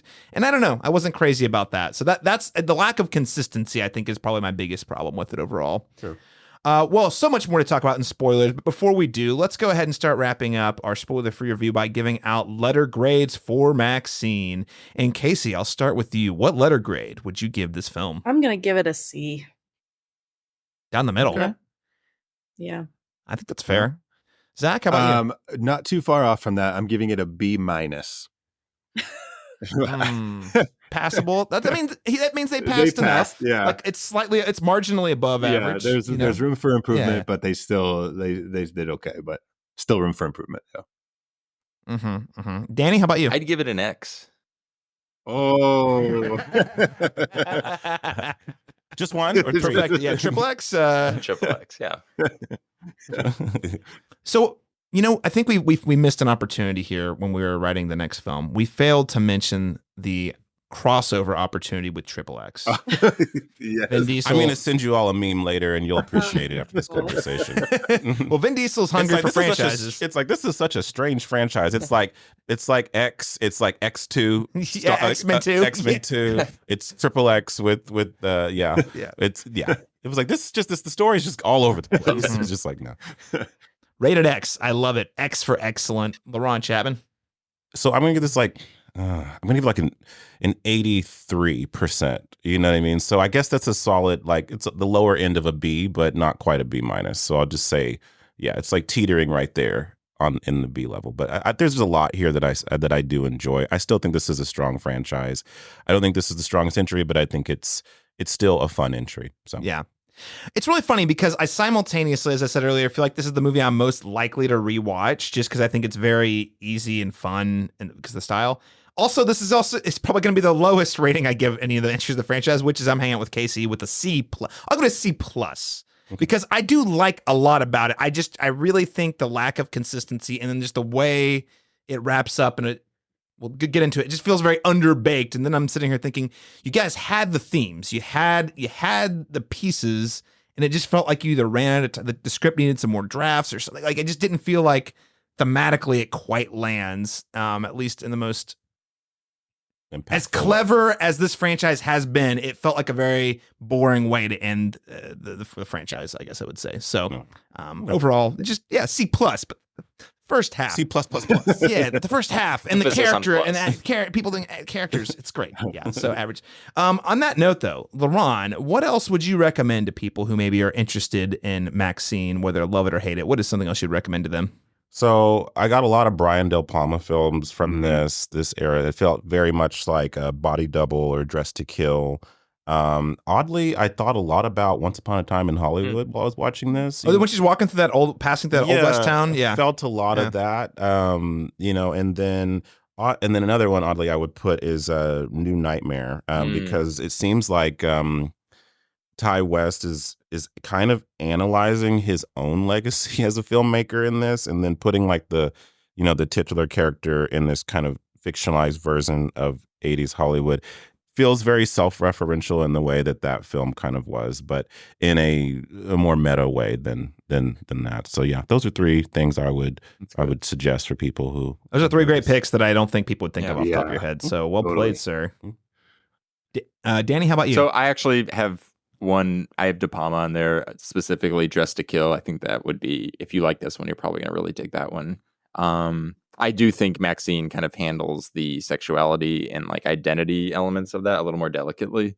I also watched Dario Argento's Deep Red a few months ago. I see a lot of similarities there tonally, and just like, I mean, talk about stories that kind of, it's not that they drop the ball in the end. They're just like, what?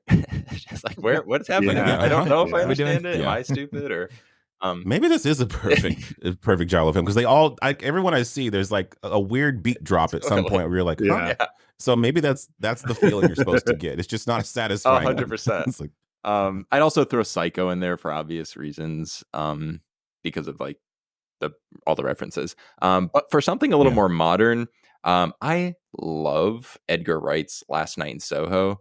It's like a ghost story disguised as Jiallo.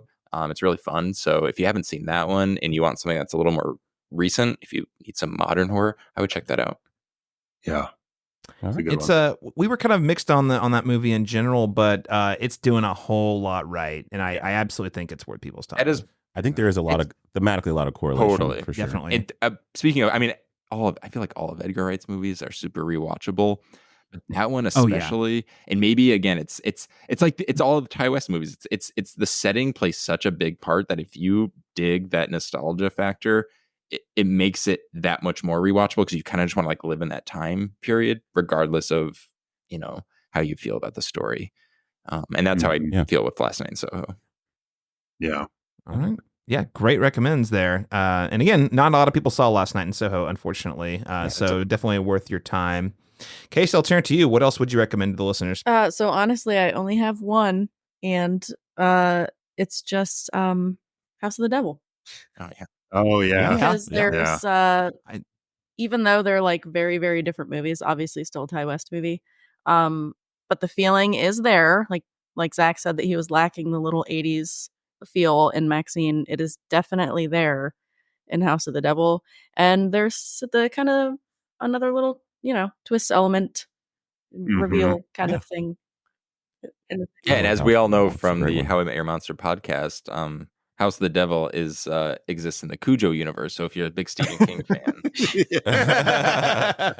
Yeah. Well, you talk about the debate in terms of Talking best about Ty- crossovers. Yeah, right? right. We do love that a lot. Ty West, I think the other X is one, but I also House of the Devil is the one that I think people are really good to bat for his strongest film Yeah. quite Yeah, regularly. yeah. So it's a strong outing. I keep saying X is probably the best film, like you said, but I think you're right. Actually, that one doesn't get enough love, and it's a There's really, a lot of it's a really those are good the two I hear like in conversations the most. yeah, I'd say House of the Devil's my favorite Ty West film too. one. Okay, yeah.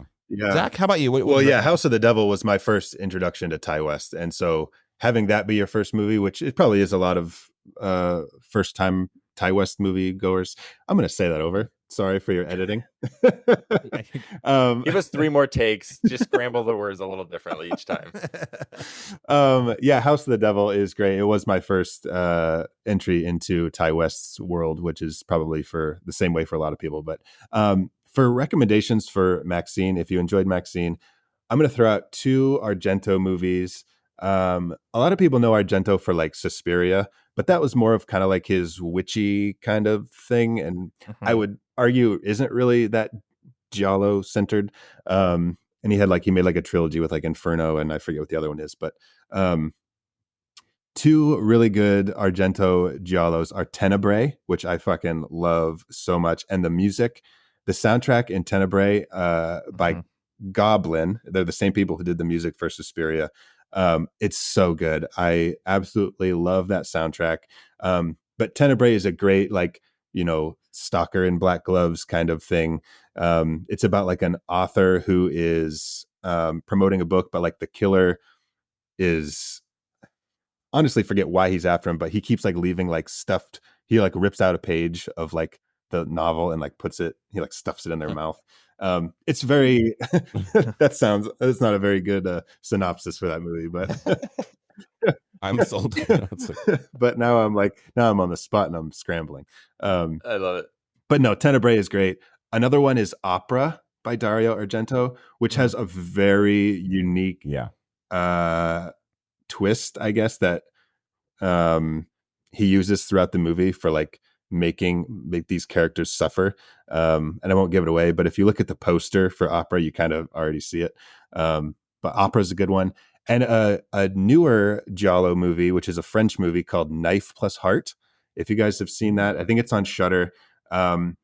Is it queer? Is it like a queer centered story? Yes. Yeah, it's set in like the world of like gay pornography, and like it has like a filmmaking aspect where they're like, I'm sold. So especially with like MaXXXine, if you like the like a movie within a movie kind of thing, like they're making movies in this movie, and there's some really disturbing kind of kills in that movie.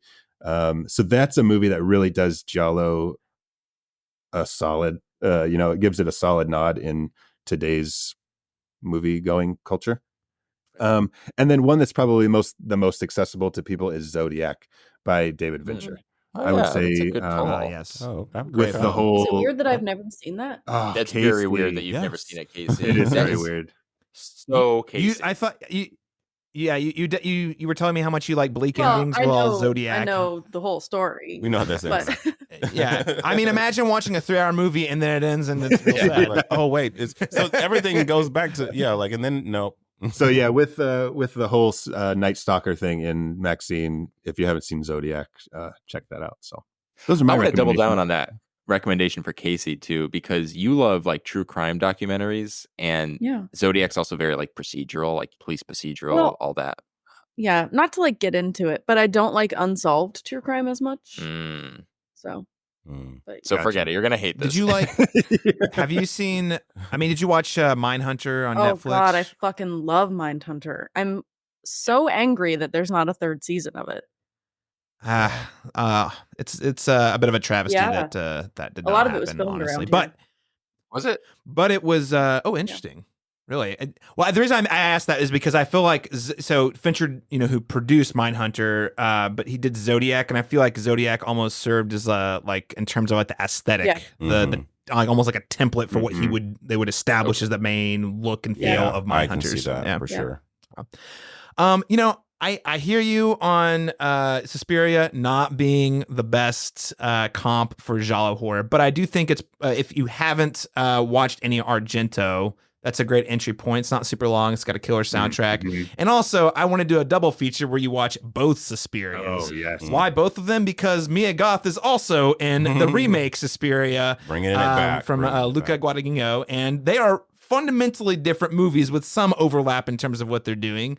So I say do a Suspiria double feature, and that sounds weird, but you get a little peek at what a filmmaker like Dario Argento is interested in doing, and then two, you get that through a modern, fundamentally different modern lens, also starring Mia Goth. And, you know, if there's anything I can take away from this franchise is even when she's in smaller roles, Mia Goth knows how to crush her. Yeah, for sure. That remake's incredible, by the way. It really is.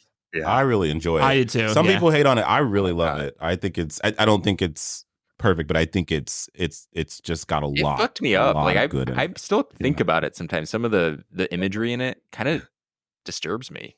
I love that. Well, that's one of those films where the original Suspiria is such a classic, and I'm just like, I get like bored watching that movie. But then the people are like, "Oh, you remade it? Like that's blasphemy, whatever." Like the remake is so good, though. Oh my god, The remake's excellent.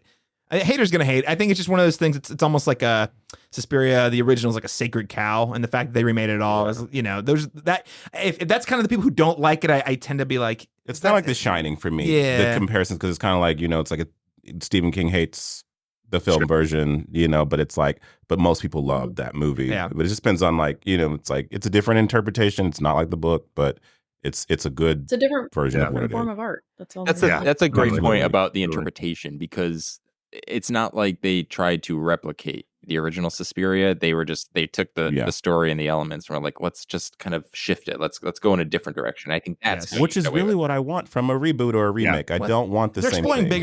they're exploring bigger ideas too. You know, like it's well, listeners, those are our ratings. Those are our recommendations on MaXXXine. If you have not seen the film or you do not want to be spoiled on MaXXXine, go ahead and tune out now. Pearl?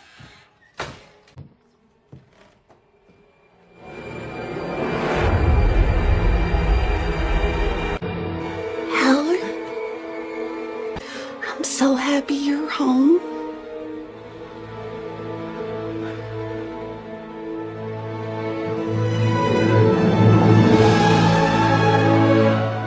All right, so I want to start off spoiler section talking about the last act. We talked around a lot in our spoiler-free review, but hey, it was the cult-like televangelist all along.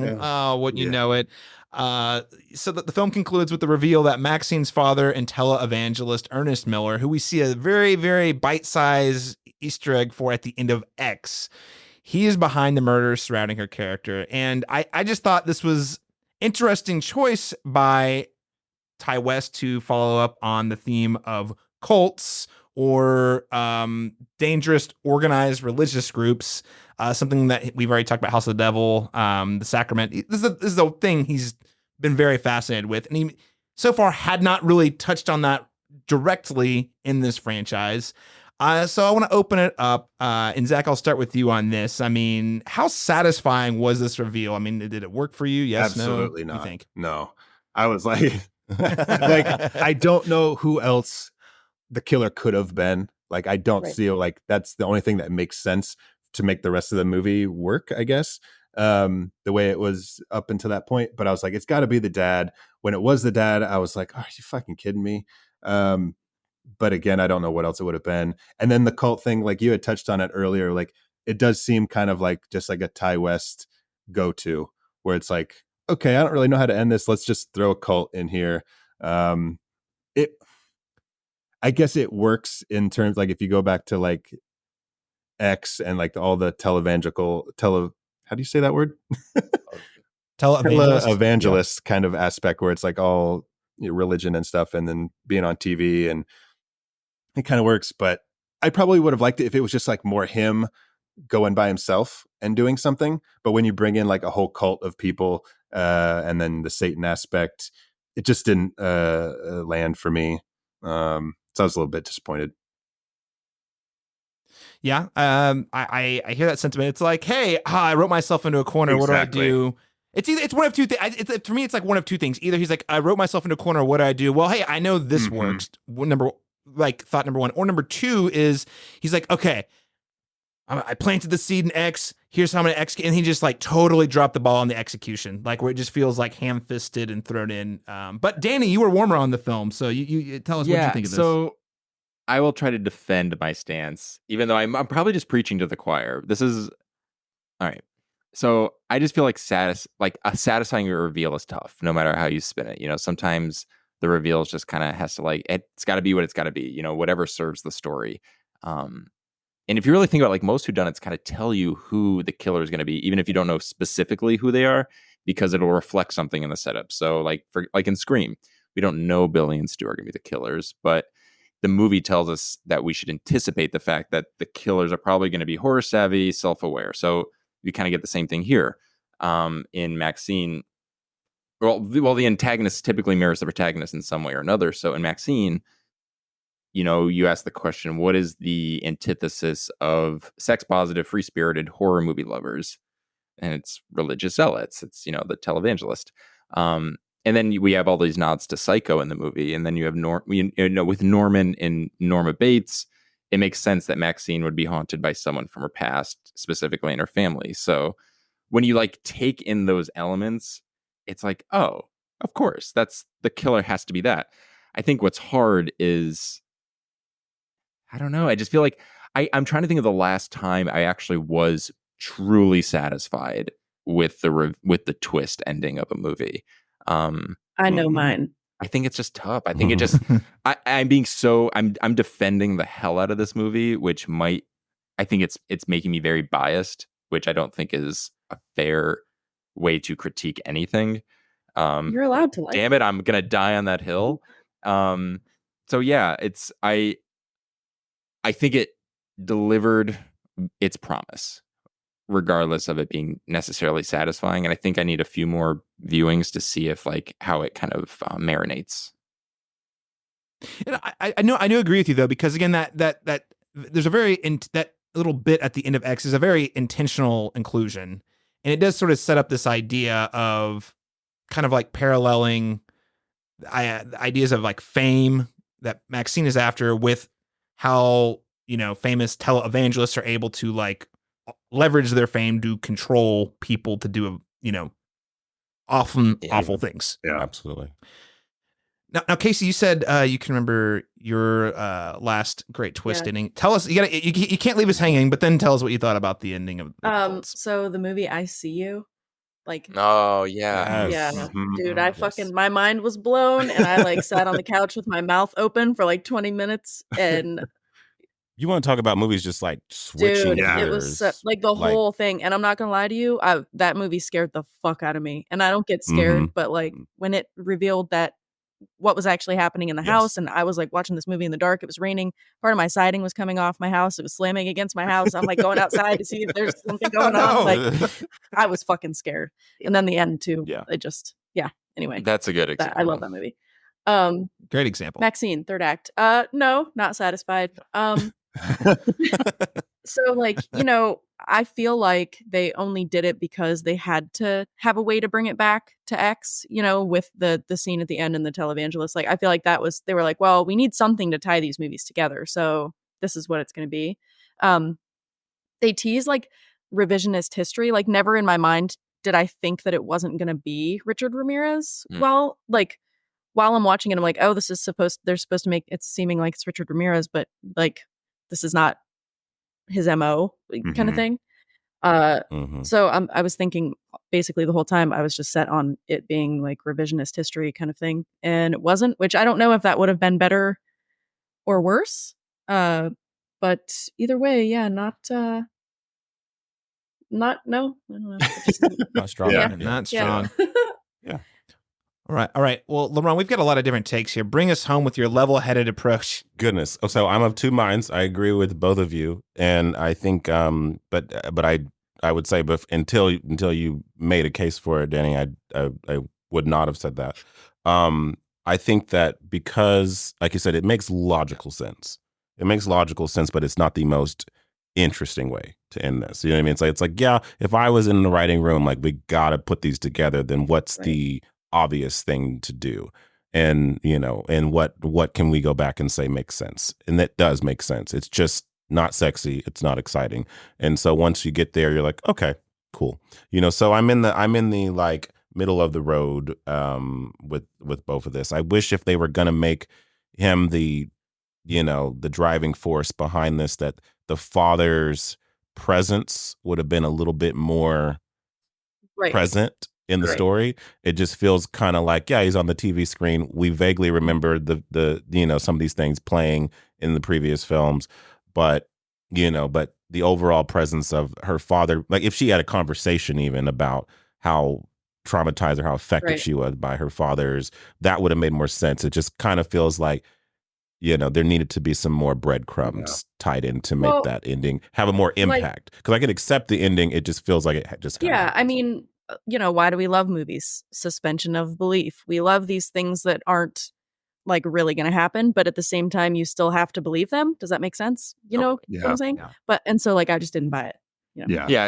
Like the ending is necessity. So maybe we, the movie does, and all of these movies do such a good job with subversion that like you can subvert even the necessity at the end. And to Laurent's point, like maybe logic is the expectation, but maybe logic doesn't have to be the execution.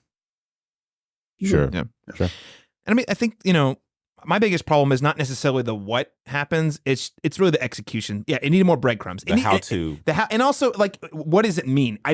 There's actually a lot of things I could think that could be an interesting angle on using, sort of like the way that you put it, Danny, the opposite of, this famed sex positive culture is the organized religion, televangelism. That's interesting. Unfortunately, I just don't think the movie actually says anything about that. It's just a thing that's there. Sure. And I'm thinking, well, maybe make me think like, what is the difference between what MaXXXine wants and what they want, and what does that say about culture in the 80s? Sure, but also even today, like there's just a lot of things there that just they don't really follow at all. So it feels very half-baked. And then also, Laurent, to your point, it makes logical sense in that I understand how movies work. So we saw this setup, it's a payoff. Yeah. But it didn't feel I did not feel emotionally invested. We never really got any sense of what Maxine's relationship with her father was actually like. Yeah, we can assume it's bad, but we don't. But we're not emotionally involved in that. So his reveal just felt like, okay, well, we know he's a bad guy. That's a crazy religious person that apparently is militantly religious. Yeah. Okay. But like, we don't know him and we don't know their relationship. So it just felt like emotionally hollow. So it didn't have the emotionality and it didn't have like the really powerful idea. So I'm sitting here thinking, okay, well, you did that and it technically makes sense, but there's not really a there. It just feels like the easy way out. That's a great point, because they even do show that MaXXXine is haunted by her past, like during the scene where she's in the makeup room. But she's not haunted by that past. She's haunted by a movie we had already seen. And if this is the conclusion to your movie, that should have been a little more present. Yeah. So maybe show more ghosts. Maybe show her more haunted. Like emphasize that. I totally agree with that. Yeah.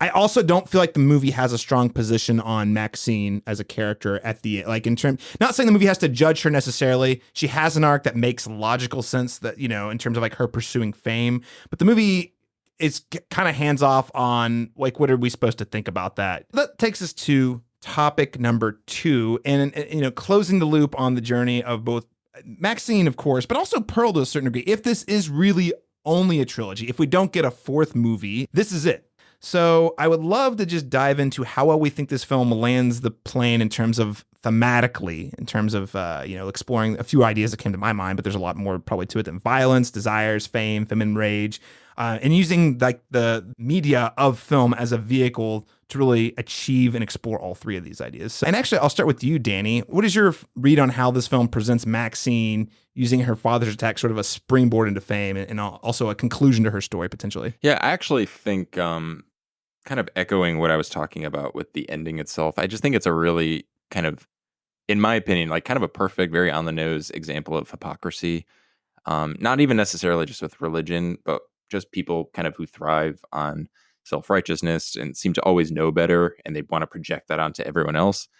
I think it's a great example of yeah, what I was saying about kind of antagonists and protagonists mirroring each other, Maxine and her dad are basically kind of, in essence, kind of doing the same thing. It's just that their value systems are inherently different. So, yeah, in terms of like the theme and with the hypocrisy and all that, I loved it. I thought it worked. I thought it was really effective. Yeah. Well, Casey, what did you think about this? Like, in terms of you thinking about the connective tissue between the three films? Like I said, I mean, that it was kind of the only conclusion that could have been done to make it relevant to X, I guess. But I also didn't like all that extra stuff. Like I said, I don't always think about movies that way, so I wasn't getting any of the hypocrisy, the mirroring of each other. I didn't get any of that from the movie, but that's because I didn't go into it looking for anything like that, I guess. Yeah. I did like the ending, honestly, like how she, got famous from killing her dad. I thought that was cool, for lack of a better term.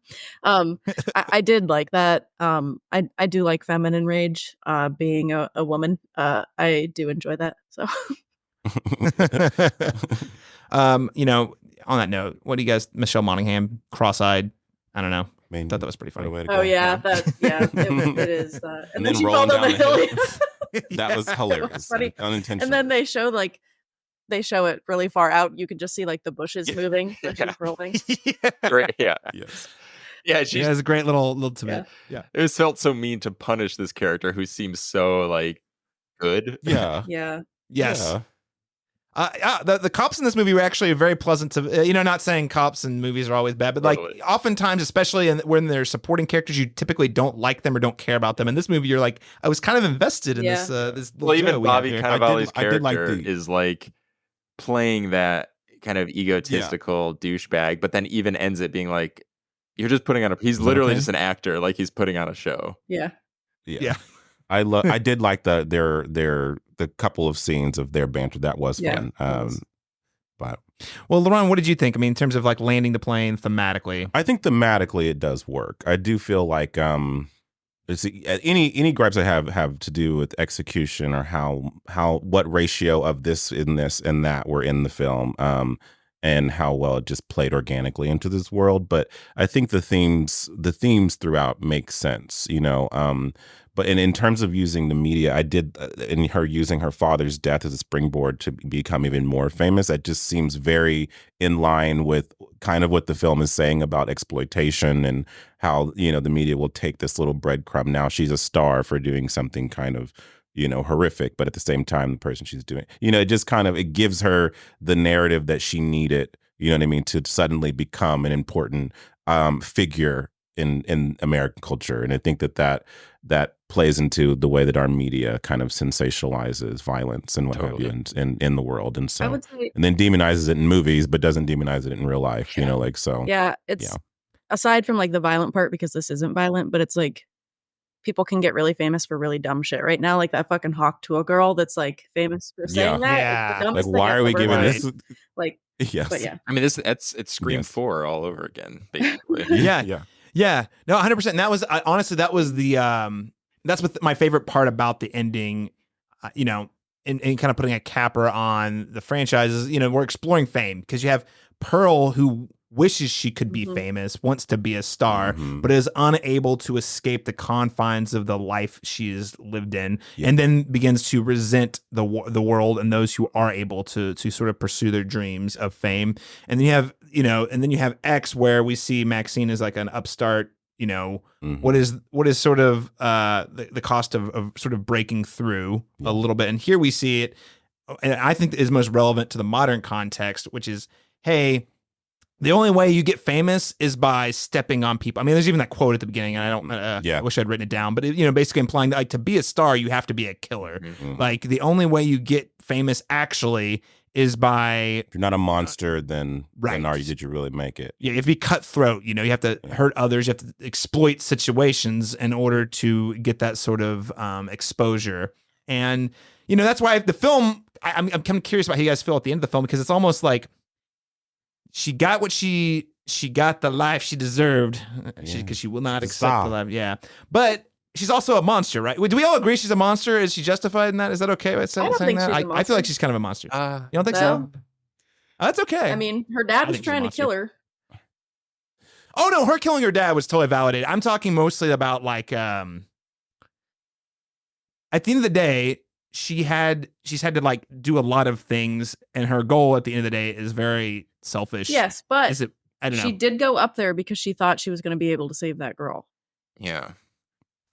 Just different motivating factors. Yeah, I think After she realized, I think that it was her when they actually killed her friend. She was like impacted that they were actually real people. You know what I mean? That were being hurt. Because those other girls she just worked with, she didn't really care about them. But when they killed her friend from the video store, something switched, and she was like, "Oh, I could possibly save this person, so I should probably go up." Yeah, because it does become like a revenge story in a way. Yeah. So at the end, yeah. It's hard because you need the monstrous qualities. You need to kind of stand toe to toe with the enemy, essentially, in order to defeat them. So in a way, there are certain kind of qualities that could be defined as monstrous, in my opinion. But like she had to ascend to a certain level of whatever to meet. Yeah, there's a little bit of cutthroatness too. Yeah, right? you want like to sell your soul a little bit. Yeah. Yeah, but the guy who lost his testicles totally deserved it. Yes, absolutely. Oh yeah. You mean Buster Keaton? Buster Keaton. All Buster. Jesus. Ball Buster Keaton. I will say I do really love the duality between her and Pearl. Just throughout this franchise, in terms of because something it reminded me of was Us with Lupita Nyong'o. Oh yeah. With Red and I think it's Adeline. I can remember the two characters' name, but the fact that one is on the surface, like, achieving what they want, and the other is like, longing to be where the other person is, but never fully realized. And I feel like that was Pearl's story. And then MaXXXine actually gets to achieve that, through nefarious ways, but all the same, she does get to that space. And so I found an interesting thematic through line between those two movies and that duality between those two characters that are on the opposite sides of that coin. So that's a great point, Laurent, because they do kind of share the same idea of they don't want people standing in their way and on their path to succeed at what they're trying to succeed at. The only difference is so they have similar wants, but Pearl on one hand was willing to sacrifice others to get what she needed, whereas MaXXXine was willing to make the sacrifices herself. So you kind of see like the success story comes from like what they were willing to sacrifice. And obviously Pearl ends up being this like doomed character who dooms herself essentially. Whereas MaXXXine was kind of willing to, like you said, like kind of ascending to this other plane, like willing to, like turn a little monstrous without being a monster, without being the villain of the story. Yeah, I mean, because she's still the protagonist. At the end of the day, like, we're following her journey, and she does sacrifice her father. Now, granted, her father was trying to kill her, so it's not a huge sacrifice, but that is still a, she has an emotional tie to this guy who raised her, and she probably resents him, and there's all sorts of hatred there. But that is, at the end of the day, her sacrifice to make. Yeah. Yeah, and she'll do whatever it takes, whatever it takes, whatever good it or bad. takes. So is being famous awful? Yeah. Maybe this says more about me. I can't decide. As a podcast, internet feel podcast. Like it must be, But I think anytime you ascend to that level of stardom and success, and you're, you know what I mean, like you have so many resources at your disposal, like the whole like whether billionaires are an ethical thing, that sort of that whole situation. It's like it has to come with the cost, and maybe that is the cost. Is that maybe you lose a little bit of your. You know what I mean? You lose a little bit of your humanity that way, just because. I think there's a balance. It's like isolation versus exploitation, which I think these movies do really well with between Pearl and MaXXXine, and you kind of want to find that happy. Because what do you need $1 billion for? Totally. When people can't? When there are people who, I mean, there's enough resources on the planet for everyone to sustain and survive and live, but certain people get to have a certain. Yeah, but at the same time, and again, I'm with you, but at the same token, on the other side is like, is there anything wrong with wanting to be more successful, to live a comfortable lifestyle? Yeah. Right. Where's the threshold like? Right. And I think that's what the movie. Yeah. I don't think it really answers that question per se, but as much as it just demonstrates that, if you want to be at a certain level, this is what you have to sacrifice to get there. Yeah. Just to wrap us up. Laurent insisted we must ask this question, a common question on your show at the end of every episode. So who was the real monster in MaXXXine? Now we feel at home, especially with this question. Zach, I'll start with you. Nice. Okay. I've got a couple real monsters for MaXXXine. I've got product placement. Like, dude, Could you have been more obvious? Going back to like, you know, I had mentioned Ty West's conversation on the IndieWire podcast. He had said like, we don't want to go too crazy. We didn't want to go too crazy with the style. We didn't want to be in your face. And I'm like, dude, there is a close up of a can of Coca-Cola coming out of a vending machine. And like, it takes up this, you know, you're watching it in the theater and there's this giant screen. It's this giant can of Coca-Cola. And I'm like, dude, okay. So product placement is a real monster for me.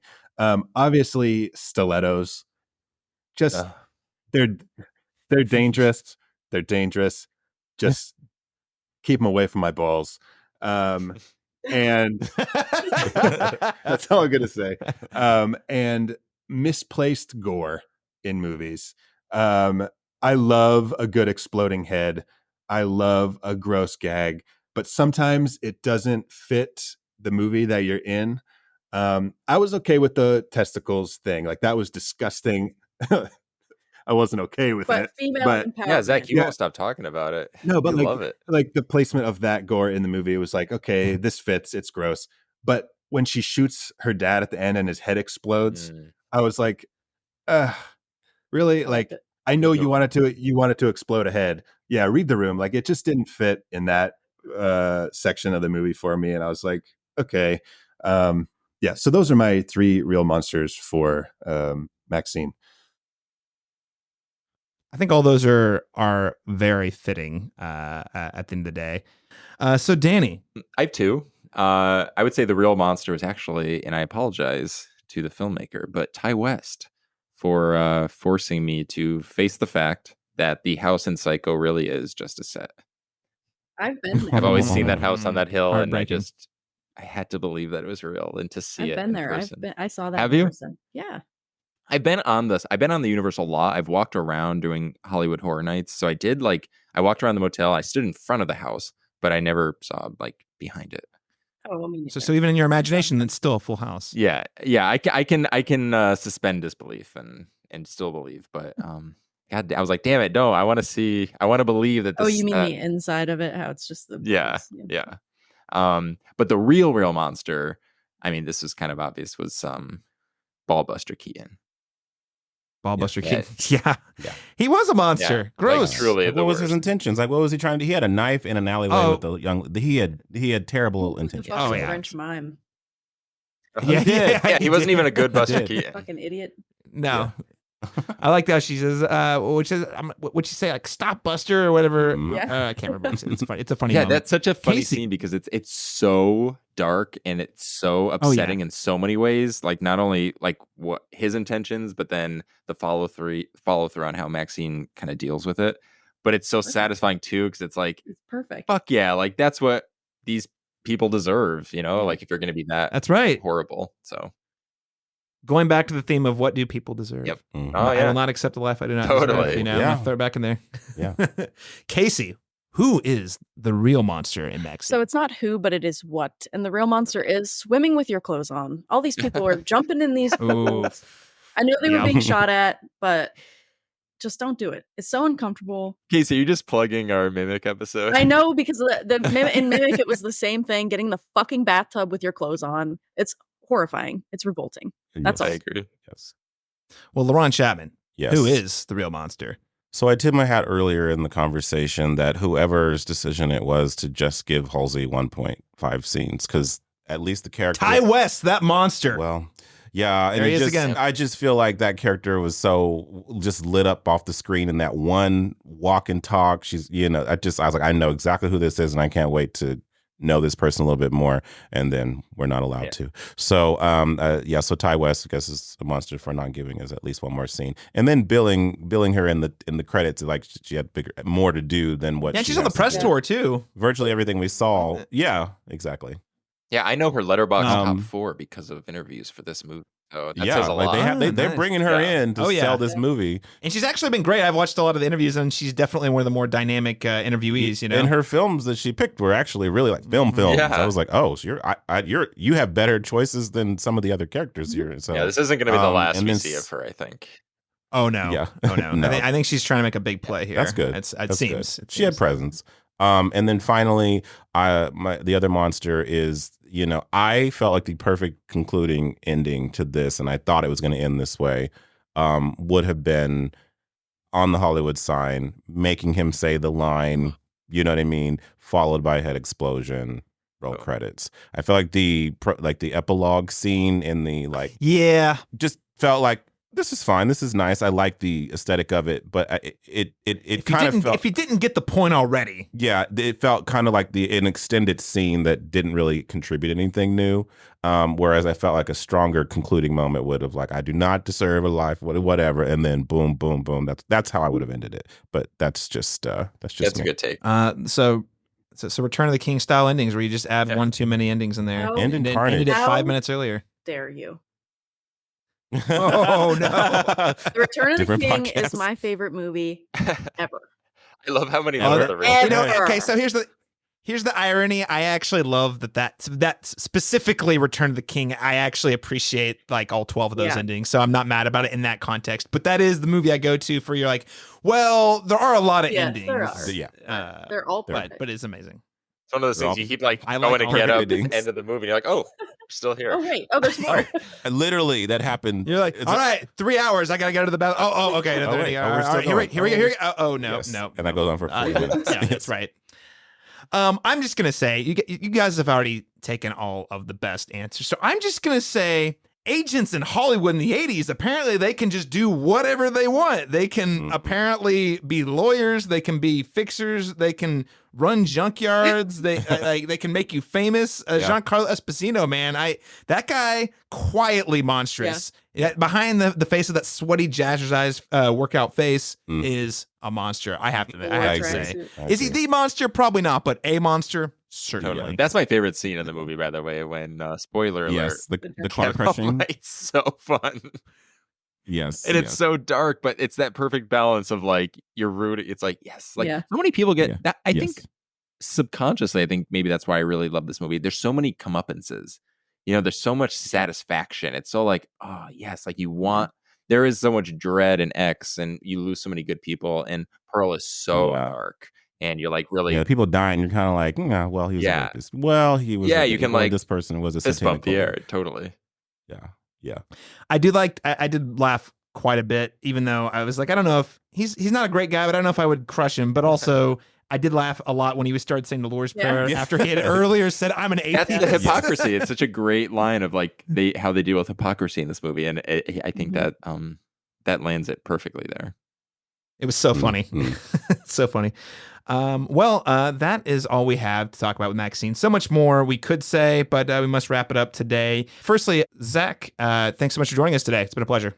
Thank you so much for having us. Casey, thank you so much for joining us on the Cinematic Schematic today. Oh, thank you very much for having me. And where can people of the internet follow you on the interwebs? I am on Instagram at WolfMotherCasey, and that's it. Danny, thank you so much for joining us on the Cinematic Schematic today. Thank you, guys. This was genuinely a lot of fun. I obviously love this movie, so any excuse to talk about it is it's a good time. Thanks for being the voice of positivity here. I usually that's the role I feel like I fill a lot of the time, but you coming in here so I could be the downer for once. Woo! Hell yeah. You're welcome.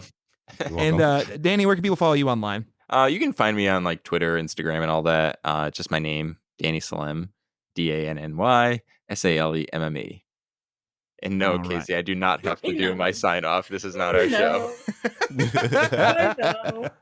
LaRon Chapman, co-host. Thank you. Firstly, thanks so much for making this connection with the How I Met Your Monster crew. You guys have been amazing. This has been such a blast. Ditto. LaRon, where can people follow you online? They can follow me at thecinematropolis.com. You can follow my review column also on thecinematropolis.com at Real Insights with LaRon Chapman. Oh, and there are some insightful tidbits in there, indeed. And of course, you can follow me on all the social media channels. That's C Masters Talk, letter C Masters Talk, most notably Instagram and Letterboxd. You can still find me on X. I'm not on there very much anymore. And of course, the Cinematropolis, everything you need there at thecinematropolis.com or on social media. All right, well, thanks so much for joining us, everyone. We'll catch you again next time when we return with episode 200, where we'll be talking about Twisters, filmed right here in Oklahoma City. Until next time.